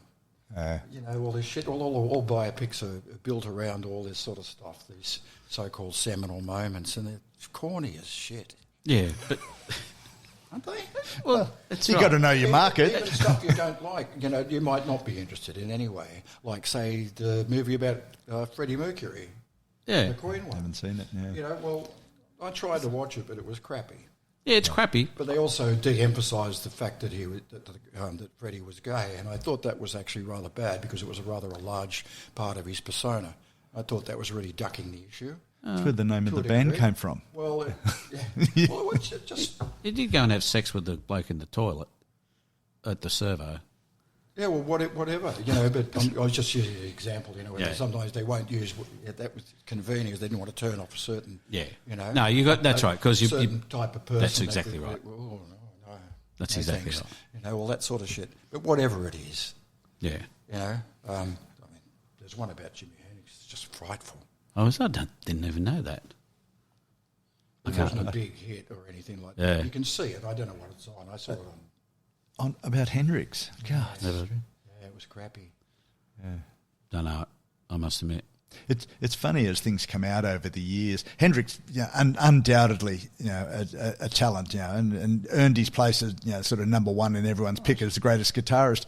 But he was so, as facts come out year after year, he was so shielded, guided, manufactured by Chas Chandler. Yeah. Wow. In terms of his image, no, I'm not talking about his playing at all. No, I don't know about that. Well, I don't have any firm. It may be true to a degree, but I mean, Christ, his career, as we know it, yeah, was only about 4 years long. Wasn't very That's long. true enough, No, it's yeah. true. And Chandler had him for probably a couple of years, and he was a musician himself, so he knew what was going on. yeah. in a good band. And he took him to England because he wasn't cutting any ice over in, he was just treading water in New York, and he saw him, but he showed some vision. He saw Hendrix as a bloke that could be really fantastic. He did the world a favour. Oh, no question. I'm not disputing any of that. He went and did great things. I don't think that he made... I don't think he even arranged the songs. I mean, Hendrix was his own man in the studio, from all reports, and all of that, and had ideas and executed them in ways that other people really, certainly most people in music, couldn't conceive of it and hadn't done at all. True. The layering of his guitars and all this, and just the brilliance of it, the imagination that he employed to make those songs sound like that. I first heard Are You Experienced? I'd already had a couple of singles. Yep. Really great stuff, but Are You Experienced scared the shit out of me when I heard that. Like, really did. I don't mean, wow, that's something, that's a bit different. I mean, it sounded like it's something from somewhere else that was completely alien to all music that I'd ever heard. Because there was a lot of feedback and things like that, and distortion, wow pedals, Christ knows what. There wasn't too much of that before him. Yeah, true enough. It sounded really quite evil. The only other time I've experienced that feeling was, and it was before that, was actually when I heard Tomorrow Never Knows. I was at a mate's place in Guymere and we played Revolver. Oh, yeah. That's the last track. Yeah. And, that's still one of my favourite albums. But when I heard that song and all that backwards stuff, it sounds like Indians going, whoop. Oh, no, it's amazing, isn't it? All the seagulls, whatever people say it sounds like, and reverse tapes. Yes. God knows what. It was vocals that sounded like, they take they re-EQ it, so it sounds like it's going through a telephone, which is always a great effect. I love doing that. Because Paul McCartney is one incredible player. Yeah, he's amazing. I mean, really. And that solo, just the solo on Taxman's more than people who are really accomplished guitar players or known to be guitar players would ever come up with. Yeah. They couldn't conceive of it. No, quite It's the talent. all about ideas. Quite the talent. And it's all over in about 12 seconds. Because it's... Well, that's the era, though, isn't it? They know how to arrange their bloody songs. We're back to that. That's the era. But with Hendrix, I'm not so sure how manufactured it. No, and I didn't mean musically at all. It's a bit unkind. Well, okay, but did they tell him how to dress? Someone should have. No. He already had long hair. Yeah. I don't know. I don't think it matters. I mean, you sign up anyway, perhaps to a team. I mean, these days, even the grungiest musicians around and whatever like that, often they've got stylists attached to their record label who are telling them how to behave and how to look, do this and do that. Yep. Making all these moves. Don't brush that hair. And but the public don't. They're not privy to any of that. They don't know where it's all going because of that. Sure. 1 week, so and so. I won't. Anyway, just quickly back to Hendrix. I must admit, Monterey Pop was a movie that I used to watch so often because I just loved the whole Monterey Pop, and the Hendrix performance on Monterey Pop is a seminal performance. It's amazing. I don't know whether you've seen it or not. Yeah, it's pretty good. So Monterey's the one where he did Wild Thing and set fire to his guitar, which the flames didn't go very high, did they? No, because he's just using... But they're about this high, about 7 or 8 inches. I thought that was, even when I saw it the first time, I thought, that's a bit embarrassing. but he was using... Remember, he was squirting lighter fluid on, so it's only as good as the lighter fluid can do. Yeah, sure. And he was looking like he was... a bit more high octane or something. So it's only supposed to light a cigarette, not set fire to a concert hall. I didn't think it showed Hendrix actually at his best musically, or like with his act. Yeah. But it's it's a performance. Nonetheless, I loved it, but I liked the Who better on that particular thing. Yeah. And there was apparently some conjecture about a debate about who should be going on first before the other. And all of this because the Who didn't want to go on after Hendrix because they thought they both destroyed their gear. Yeah, that's right. Supposedly Hendrix did that so he could upstage the Who. Or I don't know. I don't know. I think it's more apocryphal than truth, but I don't know. I personally like the Who better than Hendrix. Yeah. Anyway. But that doesn't account for much. No, but I really enjoyed that concert. It was a great concert. And Janis was sensational as well. Just getting back to that thing just quickly about the Hendrix being manufactured and stuff. He did cop a lot of shit from the Black Panthers, apparently, about hanging around with Whitey. Yeah, having two white guys in the band and all that. I think that did his head in for a while. Yeah. And so he made a bit of music here and there that I thought was a bit leaden because of the rhythm section he was using. Okay, yeah. Right? Army Buddies. Yeah. And, well, Buddy Miles was a musician. He was a good drummer in a simplistic, sort of more funky way. Yeah. He's no Mitch Mitchell. No. Mitch Mitchell's as good on drums great. as what Hendrix was on guitar, in my view anyway. Yeah. And all of that, and the music was more adventurous. So, and I think that was hooking up with those guys was a kind of, a tip of the hat to these black power guys that were telling him, that these are the people you should be hanging around with. And true, whether that's true or not, I don't see why it should be necessarily. Interesting. It didn't help his music. Because he did go home, inverted commas, at one stage and got exactly that sort of response in his own hometown. Oh, yeah? Yeah. You're selling out and playing... He's from Seattle. Wherever he's from, I can't recall that component of it, but I can recall that anecdote where he sort of went home and then, why are you playing with Whitey? Yeah, well, there you go. Well, there were actually, though, mixed race groups at the time. Well, yes. Like Sly and the Family Stone. Yeah. Well, a fair bit of it anyway, not terribly much. Yeah. Could be nicer if there were more. But nonetheless, It wasn't a particularly... I'm just sticking up for Chaz Chandler here. Sorry, I didn't mean it to sound like I was criticising Chaz Chandler at all. I think that what he did, you got me over here to stick the knife into Chaz Chandler. That's all this is all about. That's what he's been saying for fucking weeks. yeah. God, That's all he's fucking said. watch me screw Rob about Chaz Chandler. Chaz this, Chaz that. I'm a big Animals fan. Yeah. I saw the Animals recently when they toured Australia. Recently, believe it or not, the drummer was the only original member and he was 80. Was it drummer or the John Steele, one of the guitar players? No, it was the drummer. He was 80. And it was in a... Maybe he is John Steele, I forget. I think that name rings a bell, come back into it, though, then. Because they had another drummer. I think it was Barry Jenkins for a while, when they had some hits with him, too. I saw them in 1968. It was the first concert I ever went to, an overseas band. Wow. At the Sydney Stadium. Wow. Well, I saw them 50 years later. Great, there you go. There is a time lag there. Absolutely.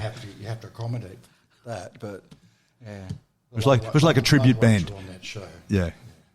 But I can't they imagine were great. They were great. That would have been good. And they had Eddie, John Weeder from Family, who they just joined the band on Magic Violin because they'd did When I Was Young. That's first single. That had it's in the intro. Yeah. Great record, and really good. You know that song, When I Was Young. You maybe so. This is not what off the gets top of me. my head. The one thing, there's nothing good about getting old. And we talked about that before. Oh, tell me about it. Well, there is one thing about being old is that you actually experience a lot of these records that I'm inclined to talk about when they came out. There's a difference. You can't go back. No. You can't. You can recommend the bloody Who in 1965 all you want to someone that was born in 1971 or whatever, and they go, and they're really just humouring you. They might do, but mostly they're just indulging you, pat on the head, never mind, mate, go back to your pipe and slippers. But it's a lot of like, we're talking about an unignorable era of music where a lot of incredibly good people wrote great songs and made great records. But these people, and all that you hear in rock these days is mostly, anyway, is based on that shit. Yet they don't like the stuff where they haven't heard it. No. They can't like where it came from because your head just isn't tuned. That's right. Even if it's just because of production values. No, it's exactly right. Not necessarily the music. It just doesn't sound like something they would like. I've got mates. I've got a mate I won't mention his name, but I always remind him of it. It shits him, I think. Bloke in Perth. He's a singer in a rock band. They're good, really good band and all of that.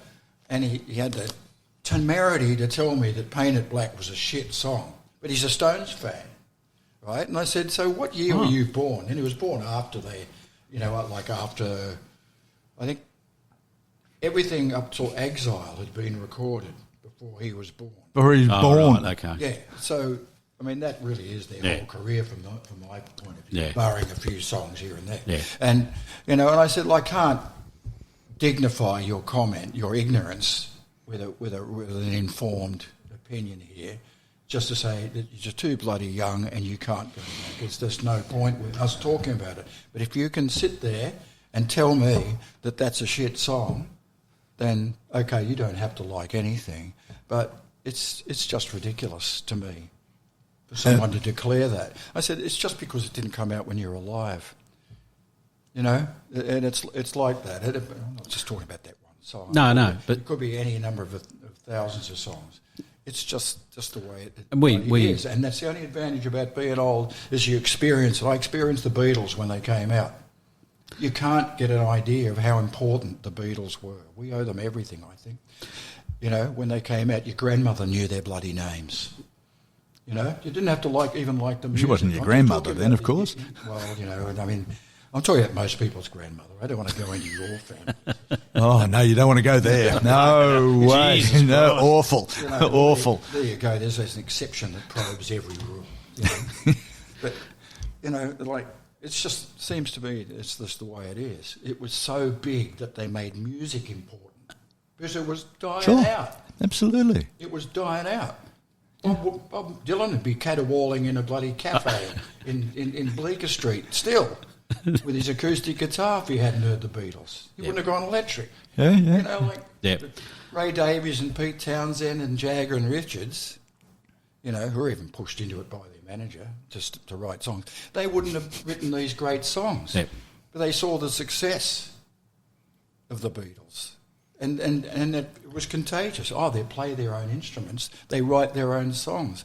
I know it sounds trite, but really, everything came before something else. Sure. John Lennon would refute this and go, well, because he's famous for saying, before Elvis there was nothing. Well, that's bullshit. That's bullshit.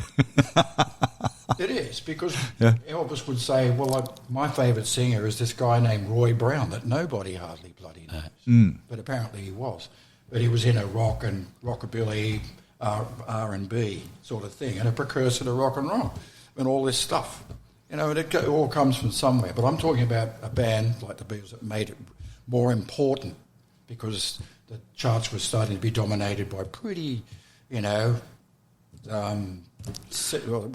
not sterile quite manufactured. the word I'm looking for, but pretty anodyne, antiseptic pop. Yep, absolutely. With some exceptions, because there's some great artists. I mean, I love balladeers like Gene Pitney and Del Shannon. Sure. Stuff like that. Does that mean you're going to credit Bob Dylan with Revolver? Because Bob Dylan got the Beatles smoking pot. Yeah, they say that, and I acknowledge that they started to write smarter lyrics. Yeah. Because, most of the Beatles' early stuff is lyrically very simplistic. I'm not trying to say it's stupid or witless. There's only a few things that would qualify, but that's most people's stuff anyway. Sure, and their sure. best stuff, it seems. But nonetheless, their lyrics improved, and that sort of helped them. But they're already so bloody big that their influence was all pervasive at that point. Yeah. You're talking about them going to America, playing a set of songs, only about 8 in 25 minutes, and then they're off the stage, 8 or 11 or something. They were playing about 3 covers in that set, and they're all old songs. Yes. None of them were off Revolver. No. Or anything like that. Indeed, I don't think. No, they went before Revolver. I don't know if they did Drive My Car or anything, but I don't think they even did anything off Rubber Soul. No, it would have been before. Wouldn't it? So so basically they're playing their old stuff. They can't get the sounds that they say they couldn't play live anymore because they couldn't reproduce their records. They've waited a year and a half. They would have been able to actually do that. Yeah. But anyway, that's up to them. But but this thing, I just think that without the Beatles, we wouldn't have anything. Music might not have been like it is. Not just because of the music they played. Like I said, it's because of how important they made music. I mean, if they'd have played polka or something like that, and for some reason the world went, "Oh shit, this is the greatest thing of it we've ever heard," and that made them big, then that would have been terrible. But we would have been in a polka. Would have been it. It would have been fantastic. But fortunately, people aren't that stupid. But that's right. And the thing is that they as they got big, they dominated the news. They dominated everything. The newspapers. They dominated so much of what was going on. And as you say, music became big, which it hadn't been as anywhere near as big before. It became big because they got big playing that music. And then it was infectious. I mean, the melodies are still great. Yeah. But you don't want to pull the lyrics apart too much. The detractors always go, "Oh yeah, so what's yeah? Why is that so bloody good?" Well, in fact, it fits that song brilliantly. Sure. Yep. Absolutely. All that sort of Yeah. And they worked their guts out to get where they were anyway before they. That's exactly right. They got big. That's exactly right. In Hamburg, there it was a fairly interesting place with them. And Mick and I often we retreat to 1971 as our year of rejoicing. Anno Mirabilis. Yeah, was it Sticky Fingers? Ziggy Stardust was just finishing recording. Was it in 71? Yeah, it was released in 72. The Who, Zeppelin. Which Zeppelin was it? Zeppelin 3? By then they would have been 4, 3 and 4. I think they came out very close to each other. They're pretty prolific, that first 4 or 5 albums. Yeah. Well, a lot of great records certainly came out. Yeah. Didn't Who's Next come out in 71? Yes. It did, yes. Yes. Yeah. That's better than Led Zeppelin stuff. Yeah. Well, I think it is, but it doesn't matter. Well, I'm just saying because you've invited me along to shoot my mouth off. But there's a lot of great records. I mean, Cream's studio albums that I like, they're all done before that. Yeah, that's early. That's before then. But there's lots of. But even so, he was a great drummer. But the thing is also Mr. Cream. Mr. Cream, yeah. the ginger cream. Ginger. Well, he was fantastic. He was He was a fantastic drummer, yeah, absolutely. Apparently. But what about we're talking about punk before, and there are records made in the late 60s, like the first Stooges album, and then Funhouse, which is 1970. 69 and 70, they predate 71, and they walk into your description of fantastic albums. Sure. And stuff. I mean, to me, Funhouse is light years ahead of anything Led Zeppelin come up with. Look, you can pretty much do that with any 3 names from that period. Yeah. You can say, this album is better. We're picking big bands that are so big that you can't ignore them, as opposed to a band that couldn't get arrested. Yet the band that couldn't get arrested at that point, when those records came out, are much better. Is that the Stooges? That's it. Yeah. That's it to me. And to me, so there it is. And a lot of people, including people in those big bands, they didn't understand why people later, they started to like this and indeed got replaced by the punks. Why they got turned on, because of the primal nature perhaps of it and stuff like that. They didn't understand the simplicity and all of that because it was all about bloody chops, dexterous fingers and flying over the fretboard and shit like that, which may or may not be of great value. Well, we do talk about how Mike Oldfield was devastated by punk music because basically it ended it didn't end his career, but it certainly put it on hold for a while. Yeah, well. And Rick Wade went through the roof. Richard Branson would be still happy he put that one out. Oh yes, but all that. Well, it's a funny thing that's happened in more recent years, and I don't know if they would have bothered saying it, in late 70s, but a lot of punks are now talking about the stuff they really did like at that time. Oh, A lot yeah. of them say it. Captain Sensible, guys in the Clash or whatever, Johnny Rotten, all of that, and Keith Levine from Public Image and all that. They all go, so I loved Yes, I love Groundhogs. I like Van de Graaff Generator. I like Genesis. I mean, I've heard most of those things. There's a few things I like in there, sure. I think most of it's shit. And I really do. And Tubular Bells put me to sleep when it came out. I had a good listen to it, and I just thought, this is crap. I think, you know, like, so what? I mean, okay, it's not supposed to be rock. It's not trying to be rock and roll. I'm not judging it against a hot rock and roll band. I just mean, I just didn't find it interesting. And I like proggy things. I mean, I was all at that time trying to buy stuff just to find new things. I was buying records by Family, who I really quite liked. Yep. And all of that. I mean, they didn't sell too many bloody records. No. They were big. I really like Traffic from that period. oh, They're yeah. not really prog. They're also No. almost like Led Zeppelin. They've got an element of there's minstrelsy good. about them, you know, that folk element. Yeah, good band. Oh, they're great. Yeah. You know, first 4 albums, something like that, are pretty bloody good. Yeah. You know, but yeah, I mean, you know, but all these punks are now talking about their prog, all this prog stuff that they used to dump shit on, you know, back in the day. But suddenly it's all right to be able to say it.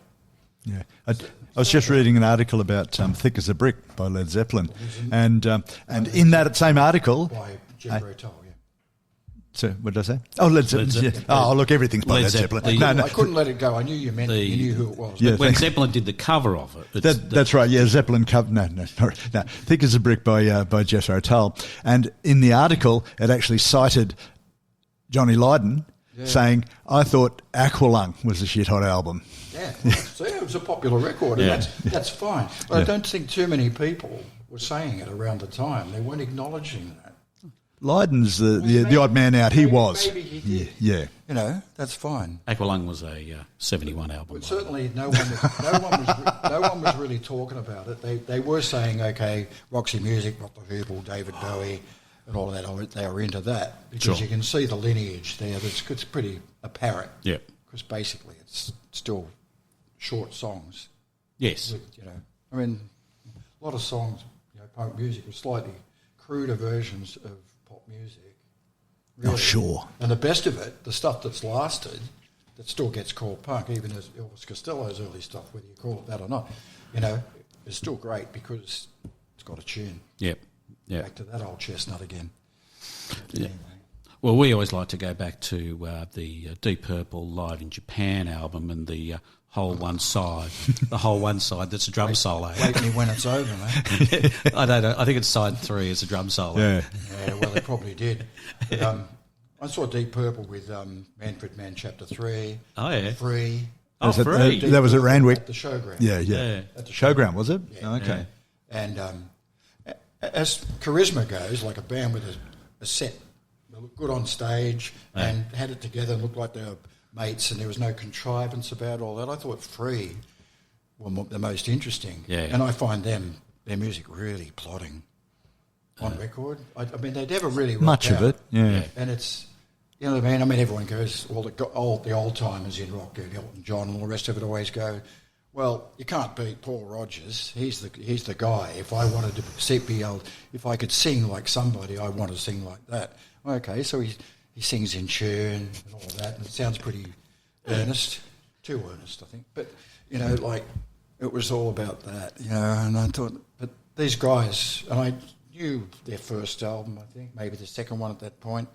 I thought, okay, this is actually good when you hear it live. They're playing it to you. They're not extending anything. They're not wanking away. I was right in front of them. It was good. Deep Purple just came off like a bunch of wankers. Oh, is that right? Richie Blackmore. Oh, yeah. Blowing on his fingers. Cause it wasn't even... I mean, I was in a T-shirt, I think. It wasn't that cold a day. And he comes out and he couldn't get his hands moving or something. And he's making a big show of, can't do this, can't do that. And there's those long, bloody solos, you know, making 8-minute songs even longer. And I'm going, fuck this, you know. Heard you were into Jethro Tull and thought you might do a flute solo for us. That's right. There's first up, I liked Jethro Tull okay, especially Stand Up, the second album. I think musically I like it. Yeah. You know, I can't really bear watching someone like Ian Anderson operate or any of that stuff, but I did like that record musically, distinctly. And I had the nice English one where you open it up and the band pops up. Oh, You know, very nice. Yes. Elaborate cover. Yep. Yeah. Yeah, All very that. nice. And Benefit, the one after, it wasn't bad. Aqualung was a pile of shit. and so was Thick as a Brick, I think, and whatever came after it. I saw them. It was a birthday present. Oh, yes, yep. At the Horden Pavilion. The Horden, yep. Giant rabbits running across the stage. Oh, really? All this crap. You know, they were doing Thick as a Brick, I think. Or it might have been Aqualung. It was around that time. It was around that time. Yeah, and Nice. it was, I mean, we're not talking about them being bad players. I mean, there's not a hair out of place. I saw Yes there too.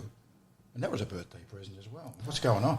Yeah. There's a theme Just there. like their records, but more boring for them actually being there. You know, this Burke standing you know, like, you know, really still in a white cheesecloth shirt, you know, with a high voice. Just, Is that Anderson? yeah, John Anderson. Oh, yes. Doing absolutely nothing. Oh, yeah. And showcasing all these supposedly fabulous players. And it was just crap. But if you like the records, and the people I went with really liked it, I've liked a couple of songs. I know I'm not here to talk about what I like and what I don't like. Oh, no, it's okay. But the subject somehow came up. And you mentioned Jethro Tull. I mean, you know, what was this the answer to? I mean, America went apeshit for that stuff. And here's a band singing songs. What was the word the critics used to... Agricultural. Agrarian. Agrarian. Subjects, you know, that were about Ploughing. ploughshares and, you know, and crops and all this sort of That's stuff. Well, it. that's what Jethro Tull was all about. The That's music right. might not have been, but they got their name from that. That's right. You know, all that. Doing crofting in the Scottish Highlands. It was, yeah. In fact, they sounded a lot better than a lot of bands, I thought, because musically, that guitar player Martin Barr was quite a greasy guitar player, actually. Yeah, it's good. And he wasn't flash. He was quite down home, actually, the way he played. Oh, yeah. There was no Richie Blackmore in that bloke. No, there was no Richie. And I saw him around that time. I might have even been at the same concert as you. I saw them a couple of times, and they were great live. Yeah, I Really, enjoyed This is Jethro Tull. Jethro Tull, yeah. Well, the people that went to this gig loved them. I'm not saying they felt that they got booed off stage. I just said I didn't love them. No, I was... But they fit into your criteria of no extended bullshit and just playing the songs. Yeah, but what they actually play is bullshit. Oh, I see. I Okay. see. So we've got a fundamental problem I don't here. think anyone that plays short songs is a good band. I just meant I like the concision of a short, sharp Okay. pop song more to my taste more than I like. You know, expansive stuff, but especially songs who I like on record that are playing this something that's concise and neatly arranged and fabulous, then turning up and then playing, you know, they play for an hour and a half and they've done about 8 songs and overextended them, and we're supposed to go, wow, I didn't realise you could actually play a solo 5 times longer than the one you put on the record. Well, you mentioned Yes. I mean, Rick Wakeman has single-handedly been credited as one of the justifications for punk. A lot of people have got the blame. They've been given the blame for it. I think when you can wear a cape, Yeah. the world's a beautiful thing. Yeah, that mirrored cape. Yeah. and the U shape of keyboards. I got heckled in Melbourne once because I used to have a lot more hair and a really long hair down on my waist, longer than Rick Wakeman's actually. Oh, really? And I got, Rick Wakeman. Yeah, fuck you, Rick. Fucking look at this hair. This was in 1976. Yeah. So, you know, and we're down there, and we were punks at that time, apparently. Yeah. And all of that. So it was a real put down, Oh, yeah. you know, and stuff like that. You're not supposed to have long hair as a punk band, though, are you? Yeah. Not that long. It's too long, isn't it? Well, there were rules about it. Yeah. I mean, the Saints copped it in England because they had long hair. Yeah. Like some of us had long hair when we went in 78 Yeah, was that appreciated? and all of that. Well, no one said anything much, but it did help if you had a spiky haircut. Yeah, I would have thought if you had got your hair All straight of upright, it would have been Well, great. no, it's not true. No, there weren't very that many Mohawk punks around, but there were some.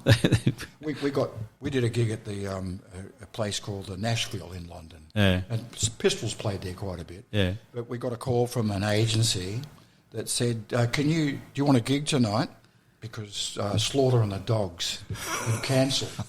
What a great name for the band. Yeah, but they didn't get a chance to advertised the fact that they couldn't play, Yeah. especially without social media back in the day. Yeah. Yeah. And so we were there, and people that were there expected them to come on stage, and they started to bottle us, and they were spitting at us and howling us down. Although the guy that we took with us, an American guy, he took the title seriously. On our record, we called him our Minister for Defence, which was tongue-in-cheek, but turned out to be more of a role he took seriously. But he flew across the room and just started decking everyone. That's all right. And all that, which they deserved. Yeah. But he was ready for it anyway. And then it got written up as a great gig. I don't remember whether that was appreciated or not, but that was the sort of crowd that we didn't need. If you just want to play to people, at least know who's going to be playing. Yeah. Such as it was at other gigs, like the Marquee. And all of that. Yeah. And that was really successful. It's great playing in a place where the Stones and the Who and all these bands have actually been in that dressing room and shit. Yeah. James Brown, I think. Even. James Brown, wow. All sorts of people, and you think that's fabulous. And What a history. This is just a club, and it sounds good on this stage. Yeah. Excellent. And it's got a bit of history about it. How many gigs did you play there, you reckon? Well, in London. Yeah, in the Marquee Club. In the UK, as I said before, at the start about 40. Oh, wow. Wow. Yeah, a lot. Something like that. a lot. Well, there was only a couple in Europe. There was one in a big arena, it was like a gymnasium or a basketball arena. But I think it was actually an ice skating rink. It was cold weather as well. Yeah. Looked like that. That was with the Flaming Groovies, and did a couple in Holland and a couple in Belgium. But otherwise, it was in the UK. Yeah. Didn't go to Scotland or Ireland. And had some good shows, but we were in a van with each other driving around for quite a bit, and that's what screwed the band up more than anything else. Yeah, not good. Yeah. And it's English motorway food, shit, mostly staying in shit places. We were based in London, in Drayton Park, so we'd come back to there if we weren't far from London, but otherwise we'd have to stay in some shitty English hotel. And the standard of hotels and the food in England. Oh, yeah. It's not that flash now, but it was really bad then. Yeah, it was really bad. It's pretty crappy. It was quite a depressing place, actually. I didn't respond to it that well. I still get amazed how London is still regarded as like one of the best places in the world to live, and I dig the scene and all the rest of it, but geez, you got to be tough to handle that weather. It's brutal. Well, we are a bit spoiled. They're genetically predisposed to Miserable. well, yes, but to shit, to being able to accommodate shit weather. That's Europe. Yeah. I mean, would you really want to live in Melbourne because of the weather? You wouldn't do that, would you? No, definitely not. You might go down there because it's probably a better.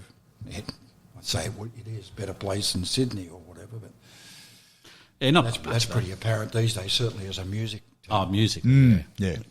But I spent Christmas in Paris one year, and it was fucking miserable. It's just miserable. Snows. It's just miserable. But Paris is a beautiful city. Great city. But I've been there lots, maybe 20 times, but never in winter. No, that's what I said to the wife. Never, ever, ever again. Never going back. Yeah, because and people over there say that. They say, you love this, don't you? And I said, yeah, it's a fucking great place. He said, yeah, but don't come here in winter. No, don't come there in winter. And of course, the gigs aren't the same either. It's not as sure. They're not as That reflects in the response, the crowd response, that sort of thing. I don't know about in the crowd or just coming along.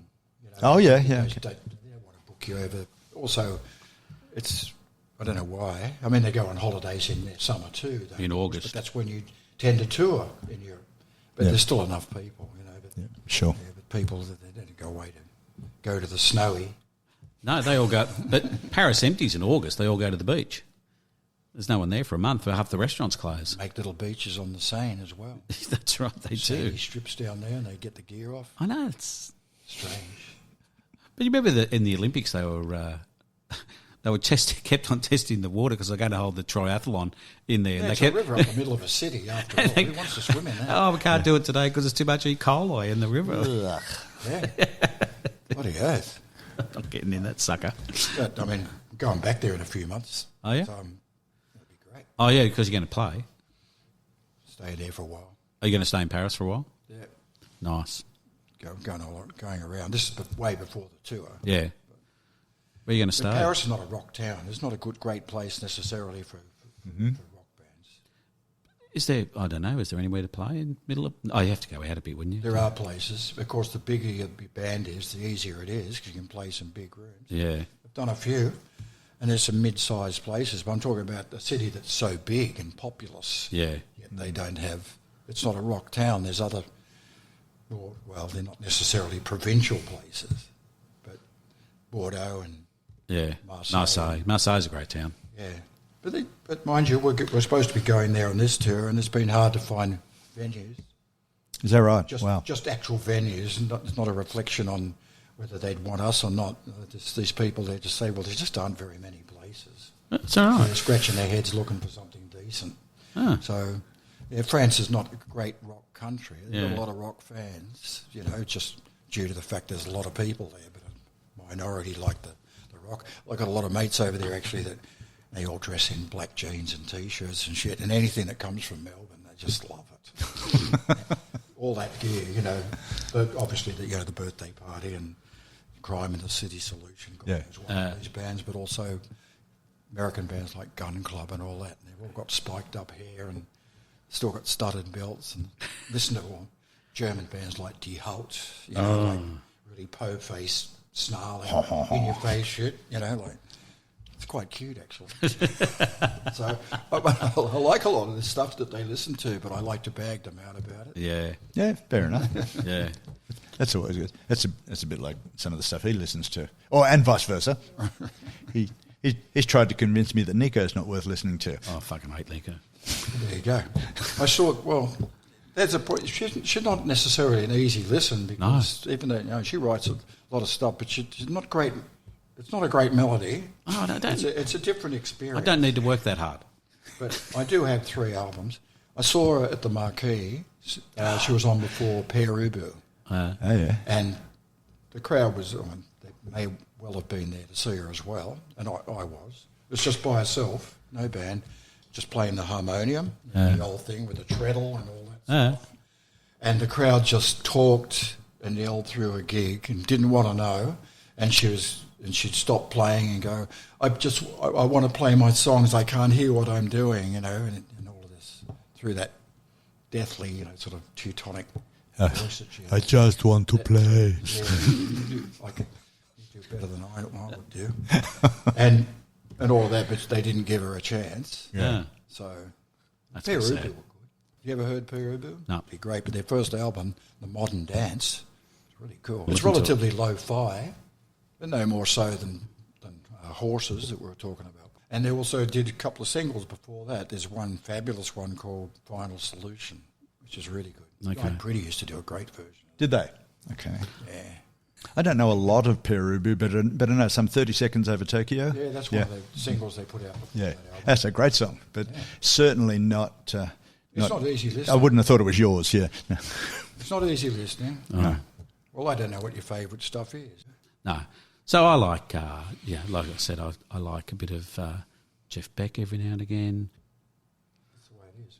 I mean, he's still arguably the greatest player in rock on a guitar. Yeah. I mean, because of the way he plays a note. There's something about the sound that he gets. I can't believe that he sounds like that and played with his fingers.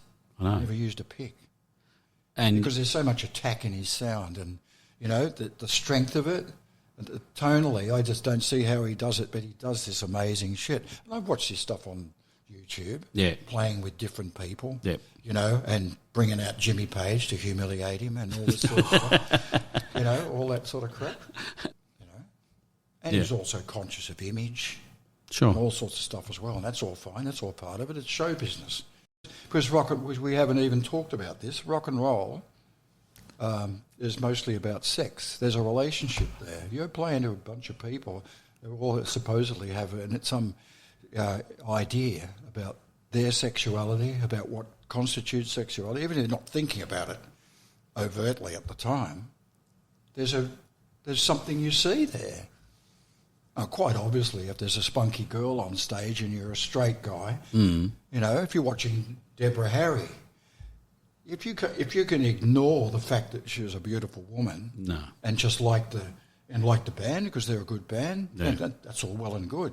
But can you ignore that?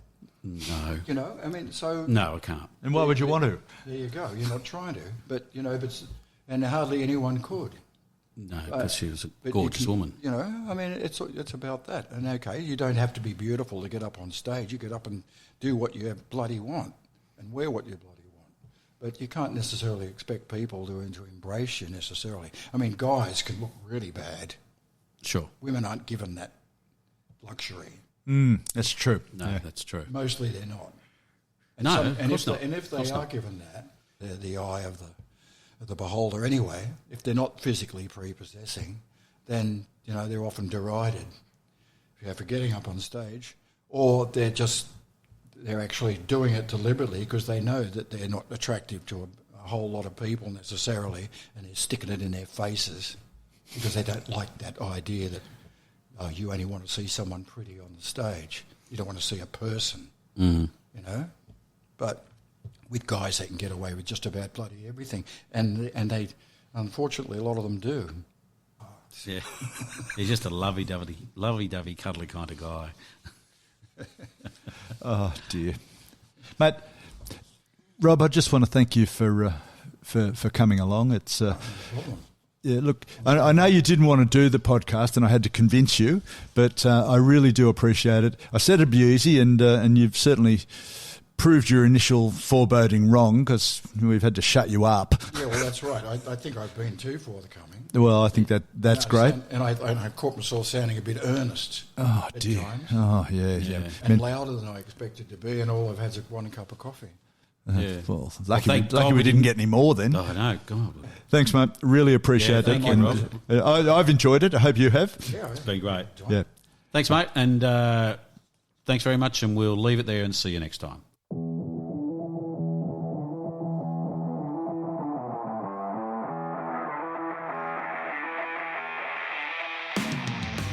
Well, that's a wrap, and thanks for listening. Don't forget to subscribe. It's free.